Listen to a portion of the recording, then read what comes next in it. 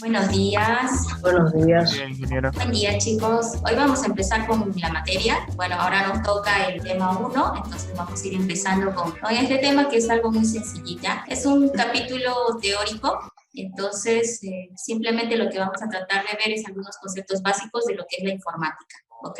Empezamos con el punto 1, recordando que en este tema lo que vamos a hacer es valorar los primeros medios de cálculo, es decir, empezar a ver un poquito de lo que es la historia de la computadora, por ejemplo, ¿ya? Vamos a analizar algunas características físicas de la computadora, es decir, el hardware de computador, ¿no? Y finalmente algo de lo que es el software. Estos dos aspectos, el hardware y el software, los vamos a ir viendo más a fondo en los siguientes capítulos. Hoy lo que vamos a ver es un muy buen preámbulo de lo que es más importante en cuanto a la parte física del computador y la parte lógica que es su software, ¿ok? Entonces, bueno, básicamente la materia contempla justamente dos áreas, ¿no? Uno que es donde agarramos puros conceptos básicos para valorar la tecnología y eso va a cubrir para nosotros pues, gran parte del capítulo 1, 2 y 3. Finalmente es el tema de la programación, ¿sí? Pero cuando hablamos de programación estamos hablando de otro concepto. Estamos hablando del concepto de lógica, estamos hablando de software de computador, ¿ya? ¿Y de qué nos va a servir ese software? Habíamos mencionado en la introducción a la materia de que nosotros al aprender a crear programas, vamos a tener que aprender a diseñar algoritmos. Y al aprender a diseñar algoritmos, vamos a aprender a pensar. En realidad esto es lo más importante de la materia, ¿no? Todo alumno de ingeniería debería poder estructurar bien sus pensamientos y su lógica apuntando hacia a solucionar problemas del área de trabajo en el que tengan, ¿sí? Entonces tomen a la materia como un entrenamiento, ¿ya? De lo que vamos a ir viendo de aquí a futuro, porque al ser ingenieros de por vida tienen que solucionar problemas, ¿no? En el área en la que vayan a desarrollarse, ¿ok? Entonces, desde ese punto de vista, hoy en día es muy difícil imaginar pues un mundo sin las computadoras, ¿no? Básicamente, si tú vas a algún lugar y hay un corte de luz, por ejemplo, te dicen no hay sistema y te suspenden el día de atención, ¿no? Entonces, las computadoras están metidos en todos los sistemas del mundo real, en hospitales, ¿cierto? Está en las universidades. Acá, por ejemplo, el sistema de inscripciones completamente funciona a través de sistemas que trabajan dentro de las computadoras, ¿verdad? En los colegios hoy en día también, y de hecho, las clases virtuales que se han hecho pues muy comunes hoy en día, están pues básicamente en todas las entidades educativas, incluso las que nunca pensaron que en algún momento iban a necesitar de estas herramientas, ¿verdad? Entonces la pregunta puntual es, ¿será que nada funciona sin computadora? ¿Qué dicen ustedes? ¿Será que nada funciona sin computadora? La educación antes se hacía Funciona así. también. Mm, Se puede, pero ya no Se puede, como estamos pero es acostumbrados. un poquito más ya, difícil. Muy más complicado. difícil.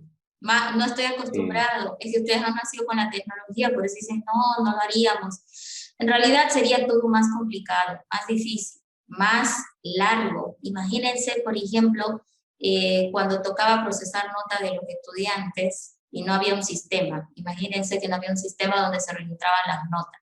Entonces se tenía que registrar en papel, se tenía que copiar a mano, gran posibilidad de que haya errores, ¿sí? Se tenía que firmar y cuando el docente ya sacaba su planillita a mano, tenía que publicarla en algún tablón en la universidad, ¿no? Entonces todo el mundo a la expectativa de que salga su nota en la pizarra o en el tablón, ¿no es cierto? Entonces todo se nos complica porque nos ha facilitado mucho la forma de trabajo y de vivir de repente la tecnología, ¿no? Aunque pues una vuelta atrás sería como que pensar que vamos a retroceder, pero pues funcionaría, no igual, pero funcionaría. La respuesta es funcionaría, pero no de la misma forma que hoy en día funciona. Y no todo, ¿no? Porque hay cosas que sí o sí necesitan de las herramientas tecnológicas y sin ellas no se podría trabajar. Por ejemplo, a ver, hablemos de las clases virtuales, lo hacemos a través de Internet, ¿verdad? En la pandemia que hubo hace varios años atrás, cuando hubo el tema de la gripe española, ¿cierto? También había clases, también había escuelas, pero no había internet. Entonces, ¿cómo hicieron sus clases a distancia? Lo hicieron a través de las radios, ¿no? Las radios eran el medio de transmitir la clase. Pero bueno, de alguna forma se puede salir adelante. Ok, esa sería la respuesta. Funcionaría, pero no igual, y tal vez no podríamos funcionar con la eficiencia que hoy en día hacemos. Entonces, la informática es una ciencia que estudia el tratamiento automático y racional de la información.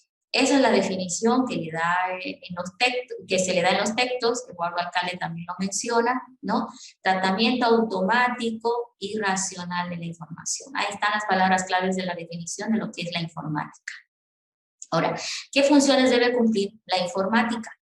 Bueno, básicamente ahí está, pues una de las grandes funciones es básicamente desarrollar, implementar nueva tecnología, es decir, nuevo hardware, ¿sí? Nuevo software, ¿ya?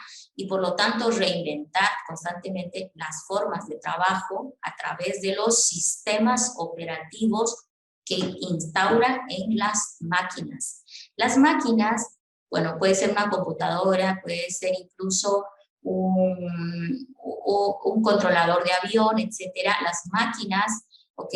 Todas ellas requieren de algún software que los administre y explote su potencial, ¿sí? Entonces, cuando hablamos de informática, hablamos de dos elementos fundamentales, hardware y software, ¿no? Hardware es la máquina, ¿sí? Es lo que tú ves, y software es la parte lógica de esa máquina.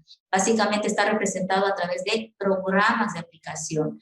Y ahora en una máquina compleja, complicada como la computadora, se le debe implementar o se le debe cargar un software que lo administre y explote su potencial. Este software específicamente es llamado sistema operativo, ¿ya?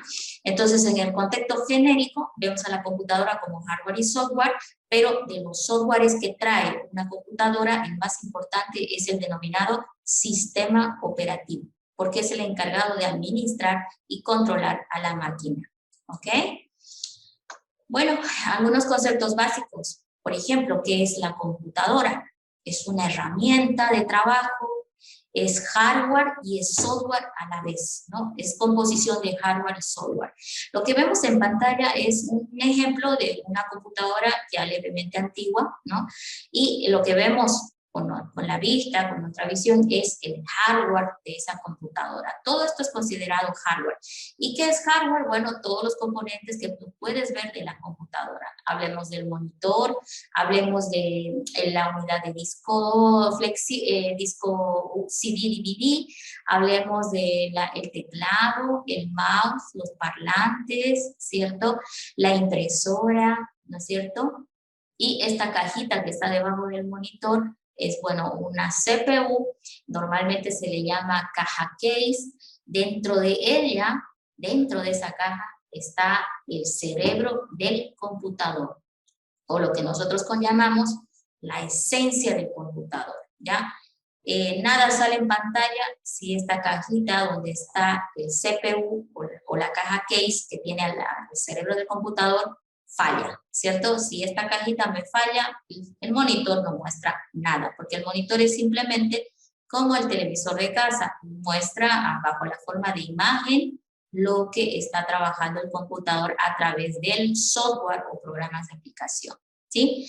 Entonces, esa sería la definición más simple de lo que es una computadora. Ahora, hay variaciones, ¿no? Hoy en día ya no viene con esta carcasa de atrás, el monitor, por ejemplo, viene pantalla plana, ¿no?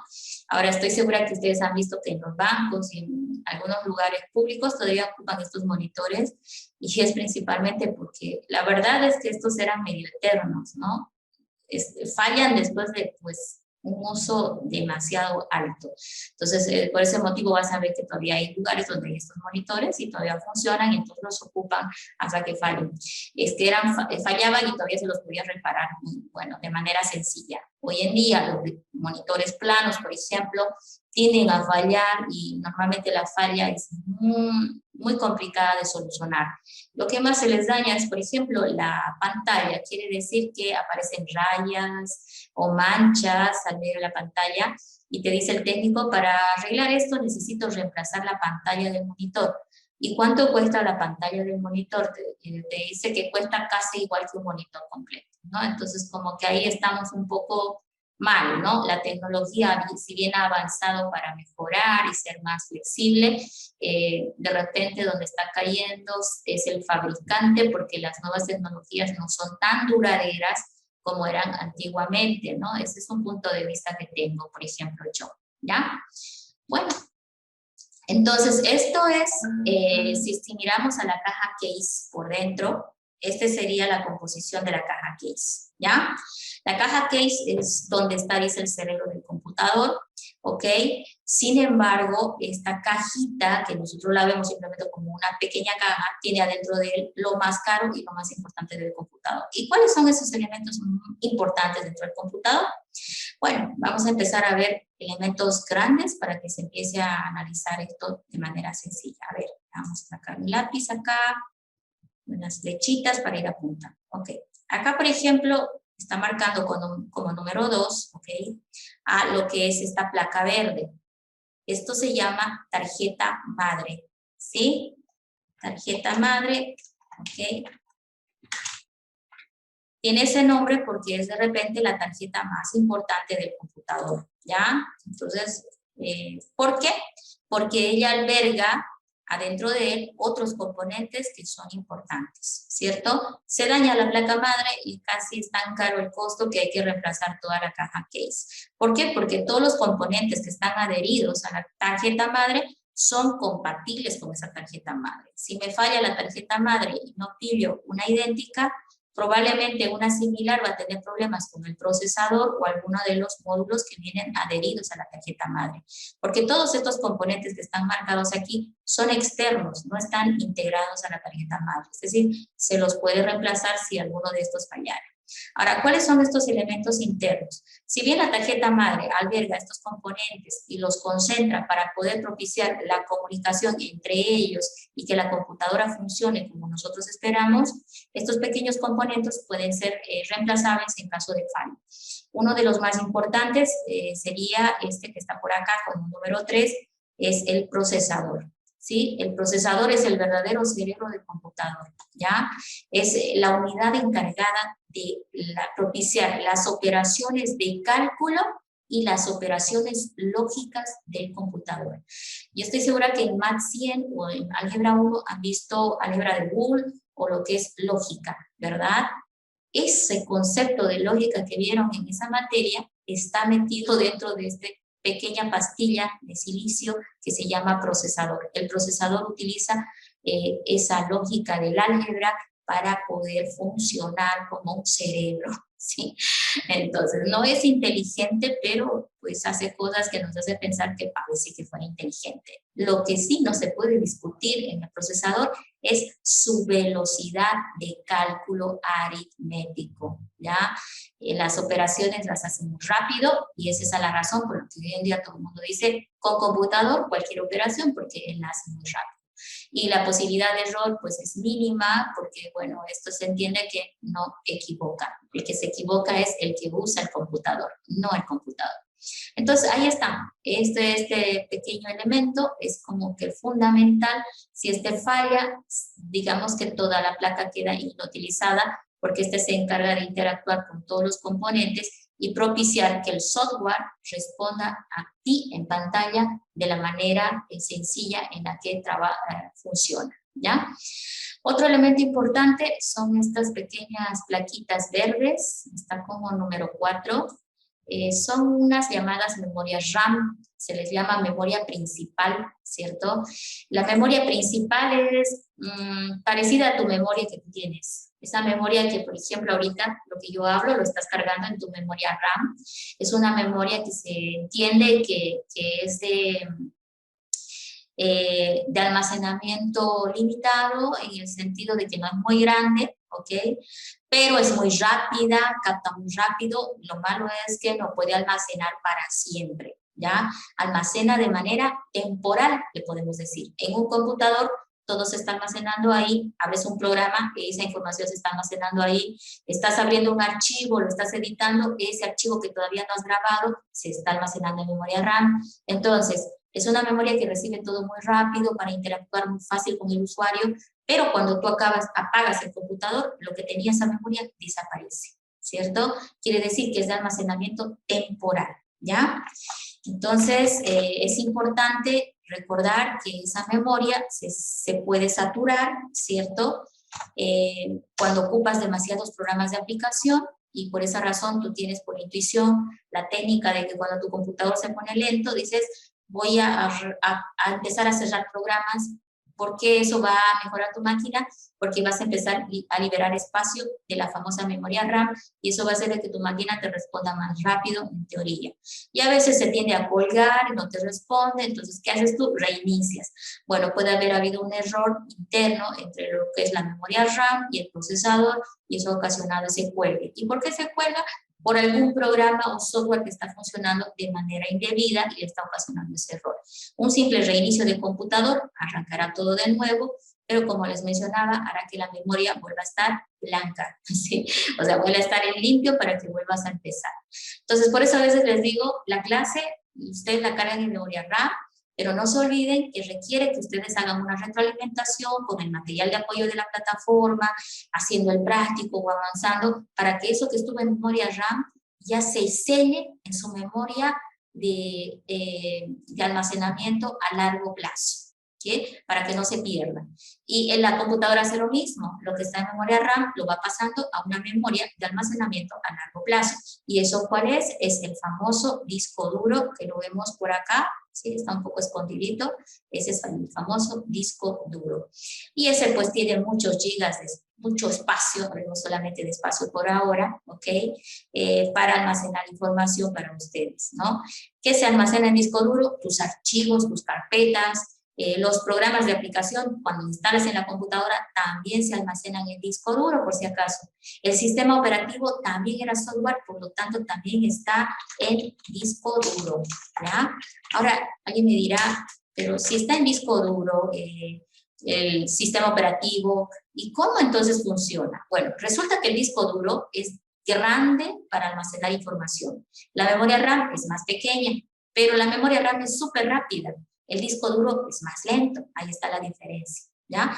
Si nuestros softwares o sistema operativo funcionara en disco duro, sería tan lento que no podríamos interactuar rápido, ¿sí? Esa es la razón de la existencia de la memoria RAM. Esta hace posible que nosotros podamos interactuar con la computadora de manera rápida y casi en tiempo real, ¿verdad?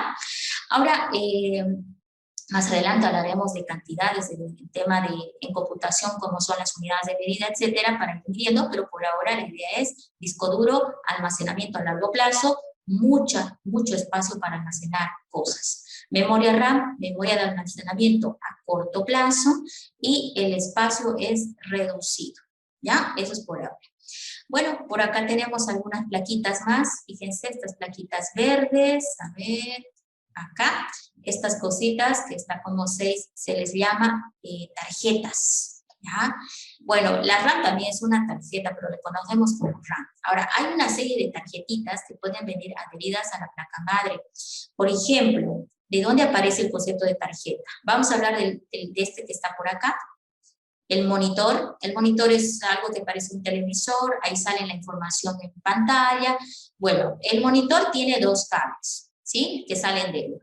Si ustedes tienen una computadora van a notar, un cable va a corriente para que tenga energía. Es que el monitor consume tanta energía que necesita su propia fuente de alimentación. Entonces, de pared o del supresor de pico o del punto de corriente de la pared, ahí va un enchufe para que tenga energía. Y hay otro cable que va del monitor hacia la caja case, ¿sí? Es decir, que viene por acá un cablecito. A ver, vamos a tratar de hacerle una línea. Viene un cablecito por acá, ¿sí? Del monitor sale, y acá atrás normalmente se conecta a algún sitio, atrás de la caja case. Normalmente no lo ven, ¿ya? Porque casi nunca tocamos esas cosas, pero bueno, está ahí. Ahora, ¿por qué se necesita conectar a la caja case? Porque el monitor no funciona suelto, tiene que estar conectado con todos estos elementos que están en la placa madre. Ahora, ¿a dónde va conectado en la caja case? va justamente conectado a una de estas tarjetitas, ¿ya? Ok, si podemos recordarlo así, va conectado a una de esas tarjetitas. En el fondo, la tarjeta es tarjeta controladora de monitor. Esa sería la forma rústica de definir, ¿sí? Tarjeta controladora de monitor. Pero el caso del monitor puntualmente le han puesto un nombre muy fijo, no solamente le llaman tarjeta controladora de monitor, sino también le llaman tarjeta de video. Sí, entonces esa seguramente ya ustedes la conocen más, es la famosa tarjeta de video, ¿ok? Entonces ahí está, tarjeta controladora de monitor o tarjeta de vídeo, que es la forma más conocida. Entonces ese monitor que veíamos no funciona solo, necesita de la tarjeta de vídeo para poder interactuar con la placa madre y el procesador y el resto de los componentes, ¿ya? Si ese cable no está conectado, tu monitor no muestra en pantalla nada, solo mostrará el foquito de prendido. ¿Sí? Ahora, si ese cable está conectado a la placa madre y el cable de alimentación de energía está desconectado, el monitor también va a mostrar negro, ¿sí? Porque no tiene corriente. Ambos cables deben de estar conectados, uno a corriente y otro hacia la tarjeta de video que está dentro de la caja case. Ahora, la tarjeta de video que estamos viendo acá es externa, es decir, que si se daña esto, lo reemplazamos y otra vez va a funcionar todo bien. ¿Cuándo me doy cuenta que se dañó esto? Porque cuando tú ves el monitor, de repente la imagen se ve muy distorsionada o no se ve correcta, o de repente el monitor no quiere mostrarte lo que hay en el escritorio del computador. Entonces ahí vemos sospecha de que la tarjeta de video está fallando o se ha dañado. Es raro, pero puede suceder, ¿ya? Ahora, cuando el monitor, por más que lo enchufaste, no muestra su foquito, fíjense que en esta parte hay un foquito LED que suele tener, que indica que hay con luz, hay una luz que se prende, cuando tiene energía, la luz está prendida. Entonces, si tu monitor está desenchufado, esa luz no va a encender. Entonces, la luz encendida y el hecho de que la imagen esté en pantalla indica que tiene corriente y que la tarjeta de vídeo está trabajando muy bien, ¿ya? Ahora, si bien he hablado de que estas tarjetas son externas, que se las puede reemplazar, las placas madres de hoy en día traen tarjetas incorporadas, de video también, ¿sí? Cuando te la ofrecen a la máquina te dicen, con tarjeta de video incorporada con tales características, te dicen, ¿no? Entonces a veces uno dice, ay, esa tarjeta de video es muy baja, no me va a servir porque yo tengo que hacer otras cosas. Entonces también tienes la opción, a pesar de que tenga la tarjeta madre, tarjeta de video incorporada, puedes agregar una nueva en estos pequeños canales, porque la tarjeta madre tiene varios de estos. Entonces, le puedes agregar una nueva y utilizar la nueva que utilices para explotar a tu monitor, ¿sí? Para que la imagen o el movimiento o la animación que quieras se vea mucho mejor. Mucho depende de la tarjeta de video, cómo la imagen se desarrolla en pantalla. A los que son de ingeniería, desarrolladores de herramientas de video, animación, etcétera, les interesa mucho tener una muy buena tarjeta de video con una buena memoria incorporada, porque ahora las tarjetas de video vienen también con memoria adicional para no utilizar la RAM, sino utilizar la propia, y por lo tanto esto funcione mucho más rápido. Pero esas son tarjetas, son características de acuerdo a la tarjeta de video. Y bueno, de esa manera vienen otras tarjetas que las vamos a ir conociendo en el siguiente capítulo. Vamos a saltar a otro elemento importantísimo. A ver, me olvidé de este se llama fuente de poder. Este es el lugar donde va a distribuirse la energía eléctrica en todo la caja case. Este le da energía a la placa madre, al procesador y a todos los componentes que vienen por acá, ¿ya? Ahora, es fácil de reconocer porque este está incorporado más o menos en esta zona de la caja case, pero de ahí van a ver que sale un cable de la caja case, ¿no? O que viene un cablecito también, ¿sí? Así como el monitor tenía un cable de alimentación, la caja case también tiene un cable de alimentación.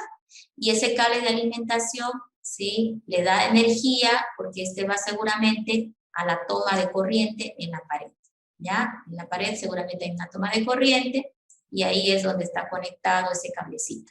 Entonces, si tú le diste power on o lo encendiste a tu CPU en el botón de encendido y no responde su luz de encendido, es porque probablemente este cable no esté conectado, 1, 2, no haya corriente, 3, de que tal vez este componente llamado, ahorita le ponemos su nombre, fuente de poder, ¿ya? Esto es lo que se llama fuente de poder. De repente se ha dañado, se ha quemado, eso es muy usual cuando hay zonas donde hay altas y bajas de tensión. Pero el costo de reemplazar esto también depende, ¿no? En las computadoras genéricas son 100 bolivianos, dependiendo de la capacidad, pero en computadoras de marca, como Lenovo, Dell, HP, este componente sí o sí tiene que comprarse del fabricante, ¿no? Esa es la desventaja de comprar una computadora de marca. Si algún componente se daña, normalmente tienes que comprar del mismo fabricante y los costos son altos. Pero la fuente de poder se puede pagar todavía para recuperar toda la máquina, ¿sí? Las memorias RAM son un poco más genéricas, ¿no? Las RAM, por ejemplo, cuando se dañan o quieres aumentarte memoria RAM a la computadora, seguramente que le puedes poner memorias RAM genéricas, no necesariamente compradas de la marca de la computadora, ¿ya? Pero esta información está en los sitios web donde está el fabricante de la computadora. Por ejemplo, Lenovo es una muy buena marca, tiene su sitio web, y tú entrando ahí vas a ver qué tipos de máquinas ofertan y vas a encontrar manuales y guías instructivos de todo lo que se necesita saber de Lenovo para ti como usuario y para el técnico también que tiene que hacer reparaciones en el equipo, ¿ya? Ahora, para ustedes lo más importante de la computadora, saber lo siguiente. Ok, si bien he mencionado los elementos fundamentales, ¿ya? ¿Qué me faltan los elementos fundamentales? Ahorita me estoy notando, me faltan estos dos. Si en estos dos no trabajan, ¿no? El teclado, ¿sí? Y el otro, ¿cuál es? El mouse, que está por acá. Y con eso ya tenemos todo, ¿no? El teclado y el mouse para poder meter cosas a la computadora, ¿sí? Para darle órdenes a la computadora y que ella ejecute algo. El monitor, importante porque yo interactúo a través del monitor con la computadora, las cosas salen en pantalla, ¿verdad? Eso es muy importante. Y por supuesto, la fuente de poder. Si la fuente de poder falla, nada va a funcionar en la caja que es. Entonces hay que reemplazar si se daña o cuidarla de que no se dañe. ¿Cómo cuidamos a la computadora para evitar que se dañen los componentes electrónicos? Bueno, si se fijan acá hice una especie de cuadradito más o menos. Le puedo poner un nombre a eso para que sepan qué es. Este para mí es más o menos un, a ver, veamos cómo le ponemos, ahí va a ser. Aquí tiene un pinchito para conectar, otro pinchito y otro pinchito, ¿ya? Bueno, esto puede ser dos cosas, ¿ya? Por lo menos, cuando tú tengas computadora en casa, preocúpate de que tengas este otro, no es un supresor de pico, esto se llama estabilizador. El supresor de pico ayuda cuando hay altos y bajos de tensión para proteger al equipo, ayuda, pero el que hace un mejor trabajo es el estabilizador. Hoy en día hay económicos, hay de todo precio, y normalmente te puedes comprar uno. Ya es un poco más caro que el supresor de pico y ayuda. ¿Por qué? Porque te protege a la máquina. Cuando hay un problema con la corriente, porque este estabilizador tiene un cablecito también que sale y ese ya va a pared, ¿sí? Ese va a pared. Y aquí tiene una serie de puntos que van a alimentar a cualquier cosa que quieras en la máquina, ¿ya? Puede ser el monitor, puede ser el CPU, puede ser una impresora, etc. Pero bueno, si la corriente está llegando mal de CRE, por ejemplo, esta máquina se encarga de nivelar el alto y bajo de picos de tensión que hay de la corriente, cosa de que al CPU o al monitor, a lo que tengan conectado, las cosas le lleguen moduladas o como deben de ser. ¿Qué pasa? Que cuando hay un alto de tensión, eso excede podemos decir, lo que soporta, excede la potencia que soporta el computador y eso ocasiona de que se dañen estos componentes. Esa es una razón. Por eso es buena idea en las noches de tormenta desenchufar los aparatos que pensamos que se pueden quemar para evitar esos peligros, ¿no? Entonces yo, por ejemplo, en el supresor de pico, tiene acá un botoncito, por cierto, lo apago el botoncito y con eso corto corriente a todo esto, ¿no?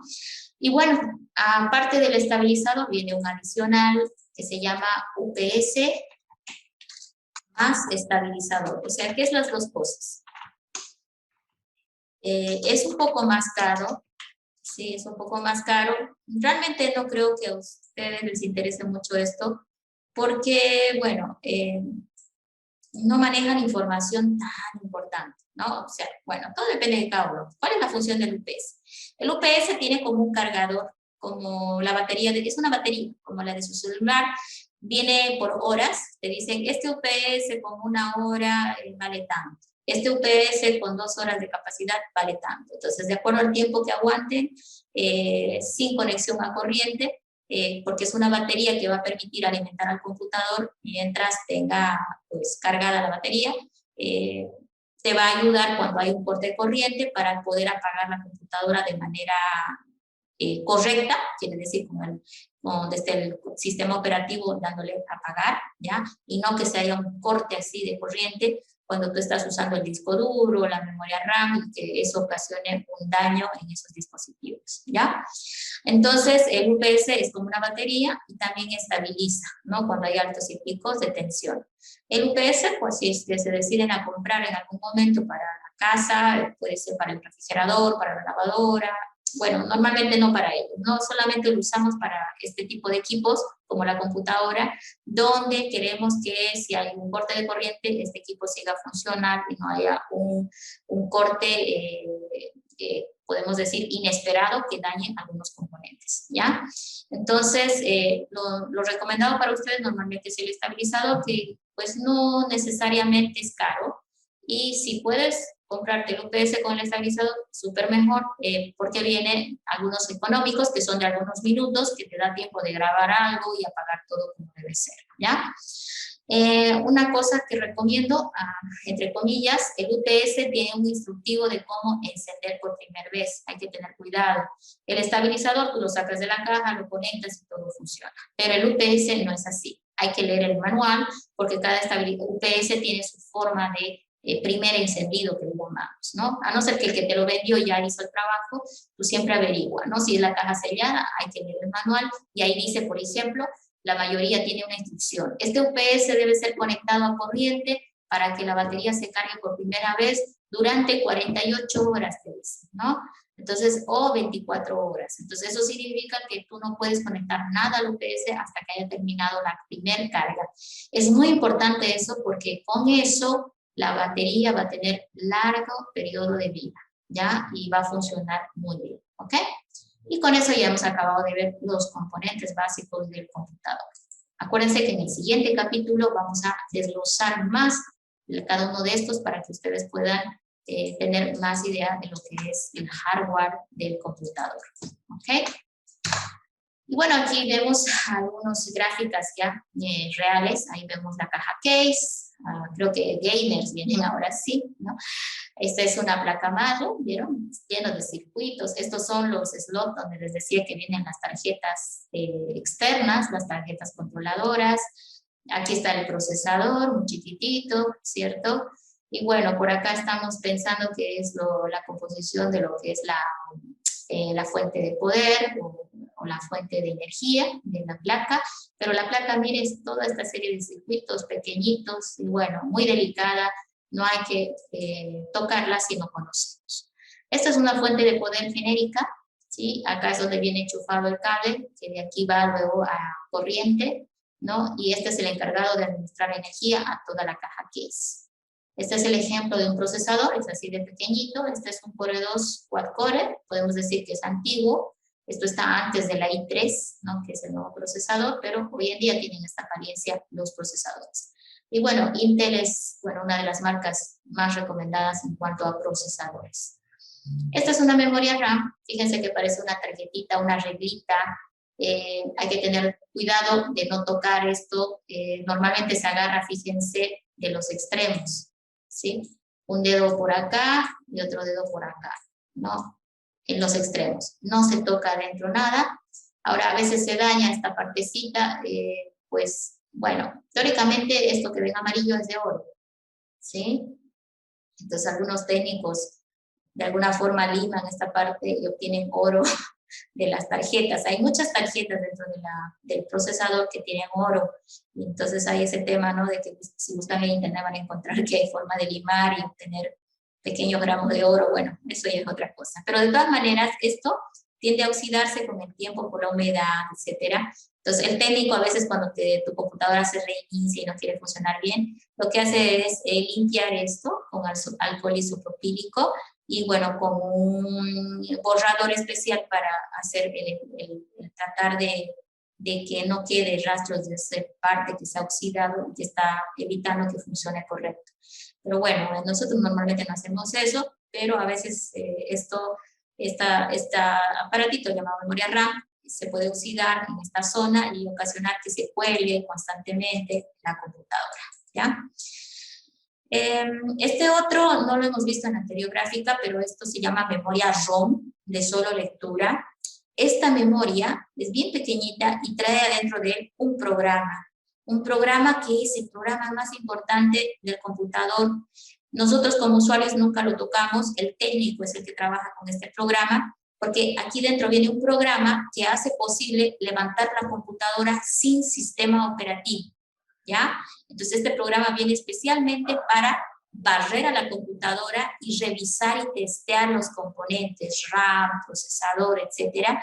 Y si alguno de los componentes no está idealmente funcionando, este elemento o este programita te avisa o te ayuda a detectar para que puedas configurar o reemplazar, ¿ya? Normalmente el técnico trabaja con esto, que es la famosa BIOS, ¿no? Entonces, cuando yo pregunte cuál es el primer programa que carga un computador cuando es encendido, ustedes tienen que decir la BIOS o el programa cargado en memoria ROM. Nosotros no lo vemos, pero sí funciona. Una vez que él levanta, revisa, da pie a que arranque el sistema operativo. Entonces, el sistema operativo carga siempre y cuando todo esto haya dicho, todo está bien en la parte de hardware. ¿Ok? Estas son algunas tarjetas controladoras, puede ser de red, para conexiones a red, puede ser de impresora, etcétera, ¿ya? Acá vemos un disco duro abierto, es un disco duro clásico, ¿ya? Los discos duros se les llama disco magnéticos, le conocemos con ese nombre al disco duro, es un disco magnético, le decimos, porque adentro de él, fíjense, parece que tuviera un CD, ¿no? Y estas agujitas son las agujas lectoras y escritoras. Entonces, ¿cómo funciona la tecnología del disco duro? Cuando almacenas algo, estos platos giran a velocidades, bueno, grandes, ¿no? Y estas agujitas están constantemente escribiendo información o leyendo información de él. Entonces, acá no solamente hay un platito, ¿sí? Son varios, aquí se ve como una pila, hay varios que están uno debajo del otro, no están pegados, están separados por un pequeño espacio, y por si acaso, por cada plato que ves aquí, por cada uno de estos que están apilados, vas a ver que hay una agujita en la cara superior, lectora y escritora, y una agujita en su cara inferior, lectora y escritora también. Entonces, cuando tú grabas algo, esto se va moviendo y va grabando o va recuperando información. Entonces, la razón por la cual esto dura mucho y difícilmente se daña es que viene todo esto herméticamente sellado, ¿sí? No le entra polvo, difícilmente se daña. Esto también, el disco duro viene normalmente dentro de la caja case, ahí viene engrampado para que no se mueva, justamente porque este disco no viene para movimiento. Idealmente no debe moverse la computadora cuando estás escribiendo. Ahora, las portátiles también traen este tipo de disco, pero bueno, ellos son una tecnología un poquito más avanzada porque la portátil viene con la posibilidad de que puedas moverte de un lugar a otro, aunque es recomendable no escribir cosas o grabar cosas con la portátil en movimiento, ¿ya? Yo prefiero tenerla quieta porque puede ir dañando a la larga esto, ¿ya? Entonces, este es el disco duro magnético que no es tan caro, es económico y que aguanta mucha capacidad de almacenamiento. Aquí vemos la caja lectora del CD o el DVD, pero que ya no estamos usando mucho porque la mayoría de las cosas que hacíamos con el CD o el DVD, que era, por ejemplo, instalar sistemas operativos, instalar software o portar información, hoy en día lo hacemos con el USB, con los flash memory, ¿verdad? Entonces, ahí vemos un poquito detallado los principales componentes de lo que es adentro del hardware de la computadora. Bueno, acá simplemente voy a enfatizar, yo esto lo expliqué en la primera gráfica, ¿Se acuerdan cuando hablamos de la placa madre? Ahí está, el motherboard. Habíamos dicho que tenía esta serie de componentes, lo viendo, la CPU. Miren, en esta gráfica, aquí está la CPU. Lo vamos a enmarcar, ¿sí? Esta es la CPU en la gráfica. Entonces, no solamente es esa pastillita de silicio que habíamos visto, ¿sí? Esa pastillita de silicio está compuesta principalmente de 1 y 2 elementos. Vamos a hacer de otro color esos 2 elementos para que se noten. El CPU, o lo que se llama el procesador mismo, está compuesto de 2 elementos súper importantes que tienen que tener en memoria, ¿ya? La ALU y la unidad de control. La ALU es la calculadora, ¿sí? Es la calculadora que habíamos dicho hace un momento. ¿No es cierto que el procesador viene con posibilidades de procesar operaciones aritméticas y lógicas de la álgebra de Boole? ¿Ok? Eso hace la ALU, ¿sí? Entonces, este es un procesador en la gráfica antiguo, porque yo veo que tiene una sola ALU. Los nuevos procesadores de hoy en día, los que están hablando de la nueva tecnología i7 y 3, llevan varias ALUs, más calculadoras para elevar su potencial de cálculo, pero todas metidas dentro del CPU o el chip o microprocesador, que es lo mismo, adentro de esa pastilla de silicio, todo encapsulado para que puedan trabajar en paralelo, ¿ya? Y la famosa unidad de control que se encarga de, bueno, básicamente monitorear que los procesos que hace el procesador pues salgan correctamente una vez que ingresen, salgan los resultados correctos. Esa se encarga de asignarle actividades o controlar todas las actividades que hace el procesador. Ahí están 2 elementos muy importantes dentro de lo que es el procesador, ¿ya? Ojo que si se daña el procesador es triste porque es tan caro que a veces mejor dice uno, mejor me cambio de computadora o por lo menos de caja case, ¿no? Por lo menos de eso. Tenemos la memoria RAM está por acá, fíjense, la memoria de lectura y escritura, pero acuérdense, muy pequeña en comparación al disco duro, sin embargo, muy rápida. ¿Cuál es la importancia de la memoria RAM? Ahí funcionan los programas de aplicación, ahí está alojado el sistema operativo cuando está funcionando el computador, ¿ya? Entonces, esa es la importancia. Tenemos a la ROM, o la BIOS, es una memoria de solo lectura. Acá viene un programa muy importante porque hace el testeo del hardware y le posibilita al sistema operativo levantar y comenzar a funcionar para ti de manera sencilla. Los periféricos, un computador tiene un montón de periféricos afuera de la caja case. ¿Cuáles son los periféricos? Todo lo que veas fuera de la caja case. Hablamos del monitor, el teclado, el mouse, la impresora, todos esos son periféricos del computador. Ahora, al ser periféricos que están fuera de la computadora, ¿cómo se van a conectar con la caja case o con el CPU y el procesador y todo lo demás que está dentro de la caja case? Bueno, acuérdense lo del monitor. El monitor tenía un cable que iba a la caja case. Lo mismo tienen que pensar de todos los componentes externos. El mouse, el teclado. Por más de que no veas un cable, tú debes recordar que de alguna forma está conectado a la caja case, ¿ya? ¿A dónde en la caja case? A la placa madre. ¿Y a qué se conecta en la placa madre? A la tarjeta controladora. Y eso es lo que aquí estamos viendo en la gráfica. Aquí me está hablando, por ejemplo, de dispositivos de entrada, pero en el fondo me está hablando de que dentro de la placa madre están las tarjetas controladoras de los componentes que están afuera. ¿Listo? Las tarjetas controladoras. ¿El teclado tiene tarjeta controladora? Sí. El ratón también. Todo lo que ves afuera tiene tarjeta controladora. Para lo de entrada y para lo de salida. El monitor, la impresora también tienen tarjetas controladoras. ¿Por qué? Porque todos se deben conectar unos con otros para poder trabajar dentro de la caja o dentro de la placa madre. ¿Ya? ¿Qué más? Tenemos la famosa memoria auxiliar, que es raro que lo pusieron tan feo, pero bueno, se refiere al disco duro, ¿ya?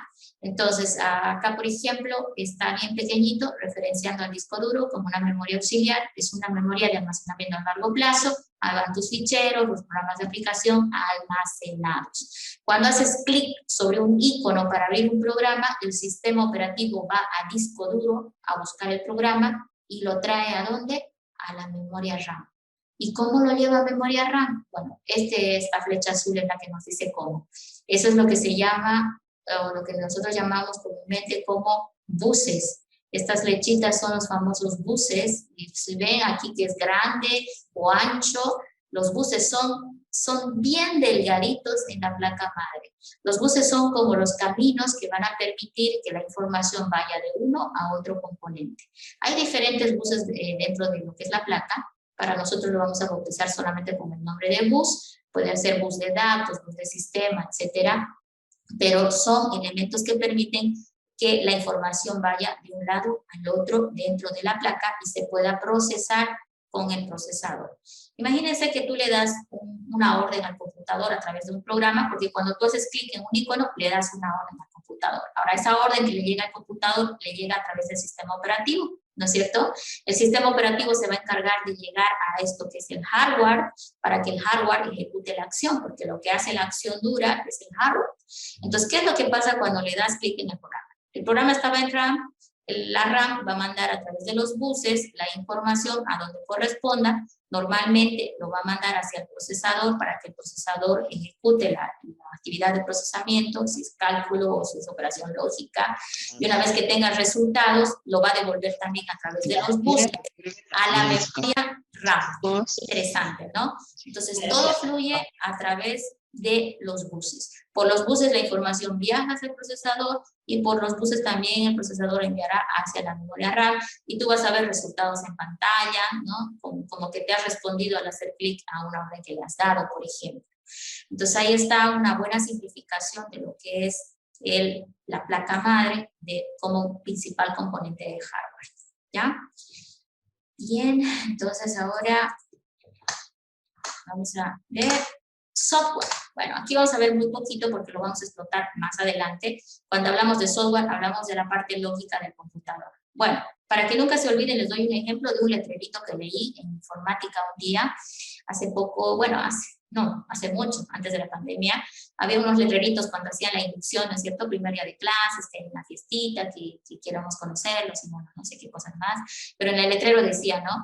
Ven el día tanto, ahora tanto, a mover tu hardware y tu software, te decían. Entonces uno decía, bueno, ¿por qué escriben eso tan raro? El hardware es como parte física, ¿no? Entonces ahí está diciendo, ven a mover tu hardware. Y tu software es como que te vas a despejar de la mente, tu cerebro, para que te desestreses, no sé. Entonces me pareció muy interesante la frase y la invitación donde decía, ven a mover tu hardware y tu software, porque la computadora tiene estos dos elementos. Ahora, si bien el hardware es súper importante, porque pues, la base de la tecnología está reflejada en el hardware, porque nos dice la computadora última, procesador tanto, ¿no? Entonces todo está apuntando hacia el hardware. A pesar de ello, el software también está evolucionando. ¿Ya? Cuando nació la computadora, de hecho, ni siquiera existía el concepto de software. Se vio la necesidad de que exista para explotar más a ese hardware. Entonces, hoy en día vemos diferentes tipos de software. Por ejemplo, el primero que está en esta lista es el más importante, es el sistema operativo, ¿ya? El sistema operativo es el software más importante porque administra la computadora y gracias a él tú interactúas con esta complicada máquina que en el fondo es, ¿ya? Entonces, existen un montón de sistemas operativos. Aquí vemos uno, el Windows, por ejemplo, es el más conocido porque es el que más ocupamos en nuestras máquinas. Hay otros como, por ejemplo, Linux, ¿no? El sistema operativo libre. El Linux se puede instalar, no necesitas pagar una licencia, como que parece mejor. En informática ocupa mucho Linux para seguir avanzando en lo que es desarrollo de software. Para ustedes, dependiendo del área en que vayan a trabajar, van a encontrar cosas interesantes en Linux. Solo les comento entre paréntesis. ¿Por qué? Porque este sistema operativo nació hace años, vamos a ver, en los 90, cuando Windows ya estaba en su auge, ¿sí? Microsoft ya lanzó su Windows, versión tanto, y Linux apareció. Y bueno, no nació con la inspiración de hacer competencia, ¿no?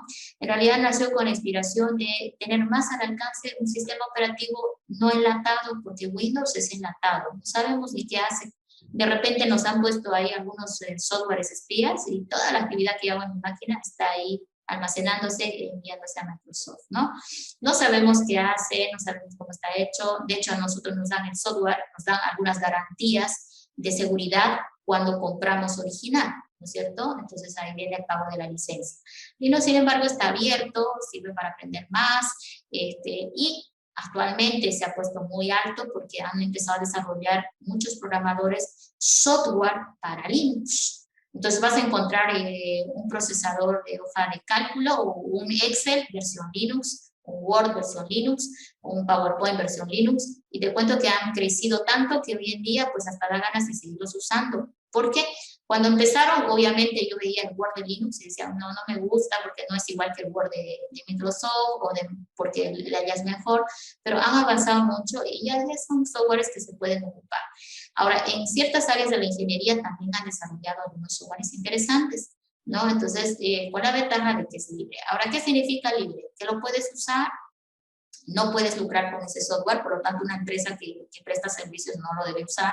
Ellos, si ocupan Linux, usan la versión con licencia, y es una licencia que no cuesta tan caro como Microsoft, va ese detalle también, ¿ya? Pero para ustedes, por ahora, creo que Windows va a ser el que les va a andar bien, ¿no?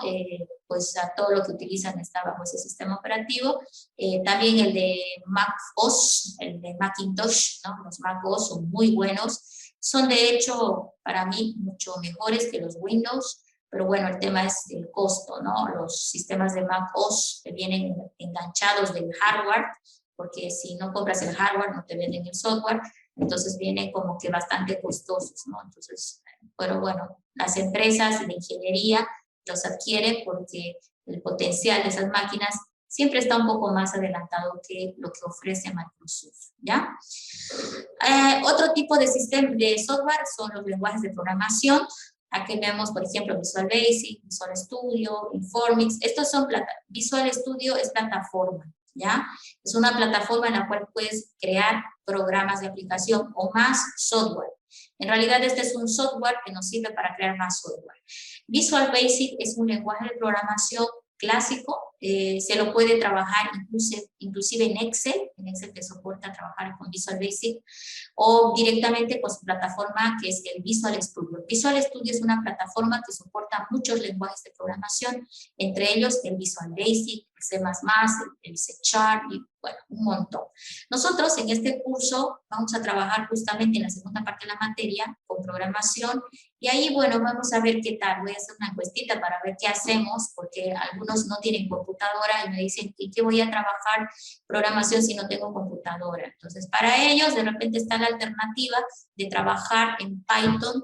Python es una versión de celular que también te sirve para crear aplicaciones. Pero eso lo vamos a ver ni bien terminamos el primer parcial, de acuerdo a una votación, una encuestita que voy a hacer para que vean, ¿no? Cuántos tienen computadora, cuántos no tienen, y poder dividir el grupo de tal manera de que unos trabajamos de repente con Visual Basic y otros trabajamos con Python, porque tienen celular y no tienen computadora. Y los que tienen computadora, les es más fácil de repente porque trabajar en la computadora directamente es, pues, por el tema del teclado, mucho más rápido, ¿ya? Pero si no tienes, todavía puedes utilizar tu celular y, bueno, lo vamos a ver eso en la segunda parte, ¿ok? Y bueno, vienen los programas de aplicación finalmente, que es lo que ustedes han utilizado. Creo que de estos tres les es más familiar el número 3, ¿no es cierto?, que son programas de aplicación, y el número 1, que son los sistemas operativos. Bueno, los programas de aplicación están el Office, los antivirus, no me pregunten cuál es mejor, realmente no podemos decir sí o sí es mejor. Los antivirus, no hay antivirus perfecto, pero alguno debe tener tu máquina para poder protegerte. Es increíble la cantidad de virus ahora que andan en internet. Bueno, antes estaba de moda que los virus te dañaban tu sistema operativo, te tenían que instalar de nuevo el sistema, tus archivos se dañan a veces, no los puedes abrir, o si los abres, no tienen lo que tenían, la información está modificada. Ese efecto tienen los virus. Pero actualmente se han puesto de moda muchos otro tipo de virus en los cuales entran a la computadora a robarte información, ¿no? Tus contraseñas, no sé, lo que tengas grabado de tus cuentas de banco y cosas así, ¿ya? Entonces hay que tener cuidado con eso, ¿ok? Y bueno, los antivirus vienen con esa garantía. Si es de paga, normalmente viene justamente para protegerte contra todos esos ataques que puedan aparecer, ¿ok? Y bueno, la palabra software está totalmente relacionado con lo que es algoritmo. Algoritmo es la base fundamental con la cual construimos software. ¿Cómo construyeron al sistema operativo Windows? Utilizando cientos de algoritmos para que pueda funcionar, ¿ya? Nosotros en esta materia, en la segunda parte, vamos a aprender a diseñar algoritmos muy pequeñitos para que hagan cosas bien interesantes en el área de las matemáticas o en el área de las ciencias, ¿ya? Entonces, ¿qué es un algoritmo? Una secuencia de pasos organizada que va a solucionar un problema en específico, ¿ya? Entonces, eso es un algoritmo. El concepto lo vamos a ampliar más adelante, pero por ahora una secuencia organizada de pasos organizados para resolver algún problema en específico. Y resulta que puedo tomar un algoritmo y algunos de ellos pueden ser llevados a la computadora ¿a través de qué? A través de un lenguaje de programación, ¿sí? Yo agarro el algoritmo y lo traduzco a un lenguaje de programación y lo que voy a construir es un software que va a funcionar en la computadora. Ahora, no todos los algoritmos se pueden llevar a la computadora, es cierto. Este curso está orientado a crear algoritmos llevables a la computadora. Sin embargo, ya en la vida real tú también puedes implementar algoritmos para solucionar problemas de la vida real o problemas cotidianos. Es una sugerencia, ¿ya? Bueno, creo que con eso ya vamos a la parte pesada. Muy rapidito vamos a barrer un poquito esto. Un sistema informático entonces está pues compuesto del usuario que eres tú enfrente de la computadora. Tú como usuario utilizas alguna aplicación para interactuar con la computadora, el Office, el Word, etcétera. Utilizas una aplicación y la aplicación tiene que interactuar con el sistema operativo porque es el administrador de toda la máquina, y el sistema operativo, que también es software, es el que se encarga de llegar al hardware para que la orden le llegue a la computadora. Cuando el hardware ejecuta la orden o hay un error en la ejecución, él va a devolver la información al sistema operativo. El sistema operativo lo devuelve al programa de aplicación y el programa de aplicación te lo devuelve a ti como usuario con un mensaje en pantalla indicándote que exitoso o fallido lo que pasó, ¿ya? Entonces, esa es la razón de la importancia de entender cómo funciona el sistema informático. Ahora, ¿qué es el sistema operativo? Es el administrador de todos los recursos. Esa es la palabra clave para definirlo. Es el administrador de todos los recursos. El principal software que funciona en una computadora es el encargado de administrar a todos los recursos hardware y software que existen en la computadora, ¿ya? Por eso es de ahí que viene su importancia. Entonces, normalmente cuando hablamos de un sistema operativo estamos hablando de que administra tanto el hardware como el software. Significa que si está administrando el hardware, administra los 4 elementos fundamentales del hardware: el procesador o el cerebro, la memoria RAM o la memoria principal, los medios de almacenamiento, disco duro, USBs, o los dispositivos o periféricos de entrada y salida. Todo eso es el hardware que tiene que administrar el sistema operativo. En cuanto al software, va a administrar al resto de los programas de aplicación porque funcionan gracias a que el sistema operativo les da pie, o los softwares de desarrollo que ya vimos en la primera parte, ¿no? Entonces, esta gráfica me está mencionando cómo es que el sistema operativo se va a encargar de administrar todos los recursos que son principalmente hardware y software del computador, ¿sí? Bueno, entonces el sistema operativo se encarga de administrar el procesador, eso es lo que debe quedar en nuestra cabecita. Se encarga de administrar a los periféricos, a los dispositivos de entrada y salida, ¿no? Se encarga de administrar a la memoria RAM, porque él es el que dice cómo se va a gastar la memoria RAM. Me parece que la memoria RAM es muy pequeña, ¿no? Por lo tanto, puede ser que se llene. Entonces, el sistema operativo va a tomar la decisión qué hace cuando se llena la memoria RAM. Yo estoy segura que cuando ustedes han usado su máquina, por más que hayan abierto 20, 30 programas, nunca el sistema les dijo, se acabó la memoria RAM. No les dice eso. ¿Por qué? Porque cuando tú estás abriendo un programa, el sistema operativo está tratando de ver qué hacer para que la memoria RAM sea suficiente para el programa que quieres abrir y los programas que quieras abrir más o que ya tienes abiertos. Entonces, ¿cómo hace para tener más RAM? Bueno, él hace un algoritmo especial para incrementar la RAM de manera lógica, por lo tanto no te avisa que se acabó la memoria RAM cuando realmente se ha acabado, ¿ya? Pero tú te das cuenta de que algo raro pasa, porque cuando estás ejecutando demasiados programas, dices, se ha puesto lenta mi computador, y rápido empiezas a cerrar algún programa que no te sirve, ¿cierto? Entonces empiezas a liberar RAM. ¿Y qué hace el sistema operativo? Empieza a liberar también la memoria RAM. ¿Qué sientes tú? De que está más rápido para responderte. ¿Por qué? Porque cuando tú abres un programa, él lo lleva a memoria RAM. Si no hay espacio en la RAM física que tenés, él hace un artificio para que haya más memoria y tu programa pueda funcionar. Pero el hacer ese artificio, al exagerar y hacerse demasiado, va a ocasionar de que tú sientas que el sistema operativo está lento y que no te responde. Y por eso haces esa estrategia. Empiezas a apagar programas, ¿no? Para que te sea más rápido tu computadora. Ahí está la razón. Entonces, ¿quién se está encargando de administrarlo todo? El todopoderoso en la máquina, el sistema operativo. ¿Ok? Y bueno, los archivos también son administrados por el sistema operativo, ¿no es cierto? Si tú copias, pegas, eliminas, todo es a través de las órdenes que le das a través del sistema operativo. Muy bien. Con eso ya tenemos claro de que el todopoderoso es el sistema operativo, que sin ese software la máquina sería muy difícil de utilizar y que de repente tal vez ni siquiera un niño se sentaría a hacer clic para poder trabajar con la máquina porque le sería muy complicado. Entonces, viendo esto, vamos a barrer muy rapidito la historia de lo que ha llevado a que hoy en día aparezca la computadora. Bueno, hace 5.000 años más o menos, el abaco chino para operaciones de cálculo, los contadores chinos utilizaban este pequeño componente para realizar operaciones aritméticas de manera rápida. Los contadores, por eso les digo, utilizaban esto para hacer operaciones muy rápidas. Pero luego empezó a ver la posibilidad de automatizar más este aparatito y ven que es un poquito parecido al que está abajo. Esta es la Pascalina, la que diseñó Blaise Pascal, tratando de construir una máquina que sea sumadora de manera mecánica, es decir, controlado por componentes mecánicos, ¿ya?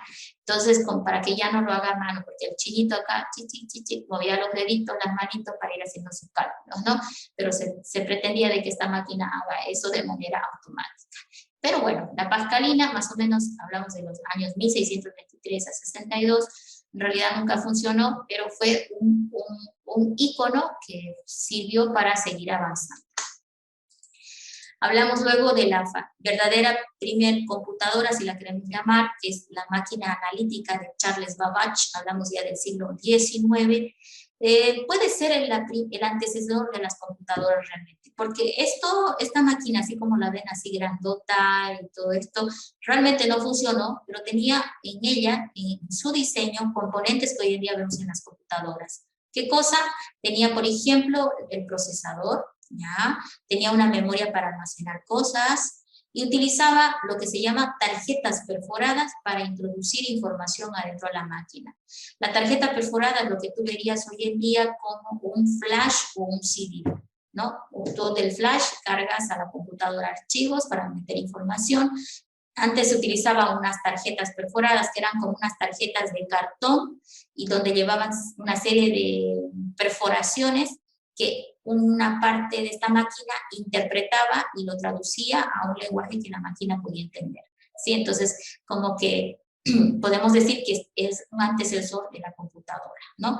Por eso a Charles Babbage se le conoce como el padre de la informática, porque dio el icono más importante para construir los primeros ordenadores.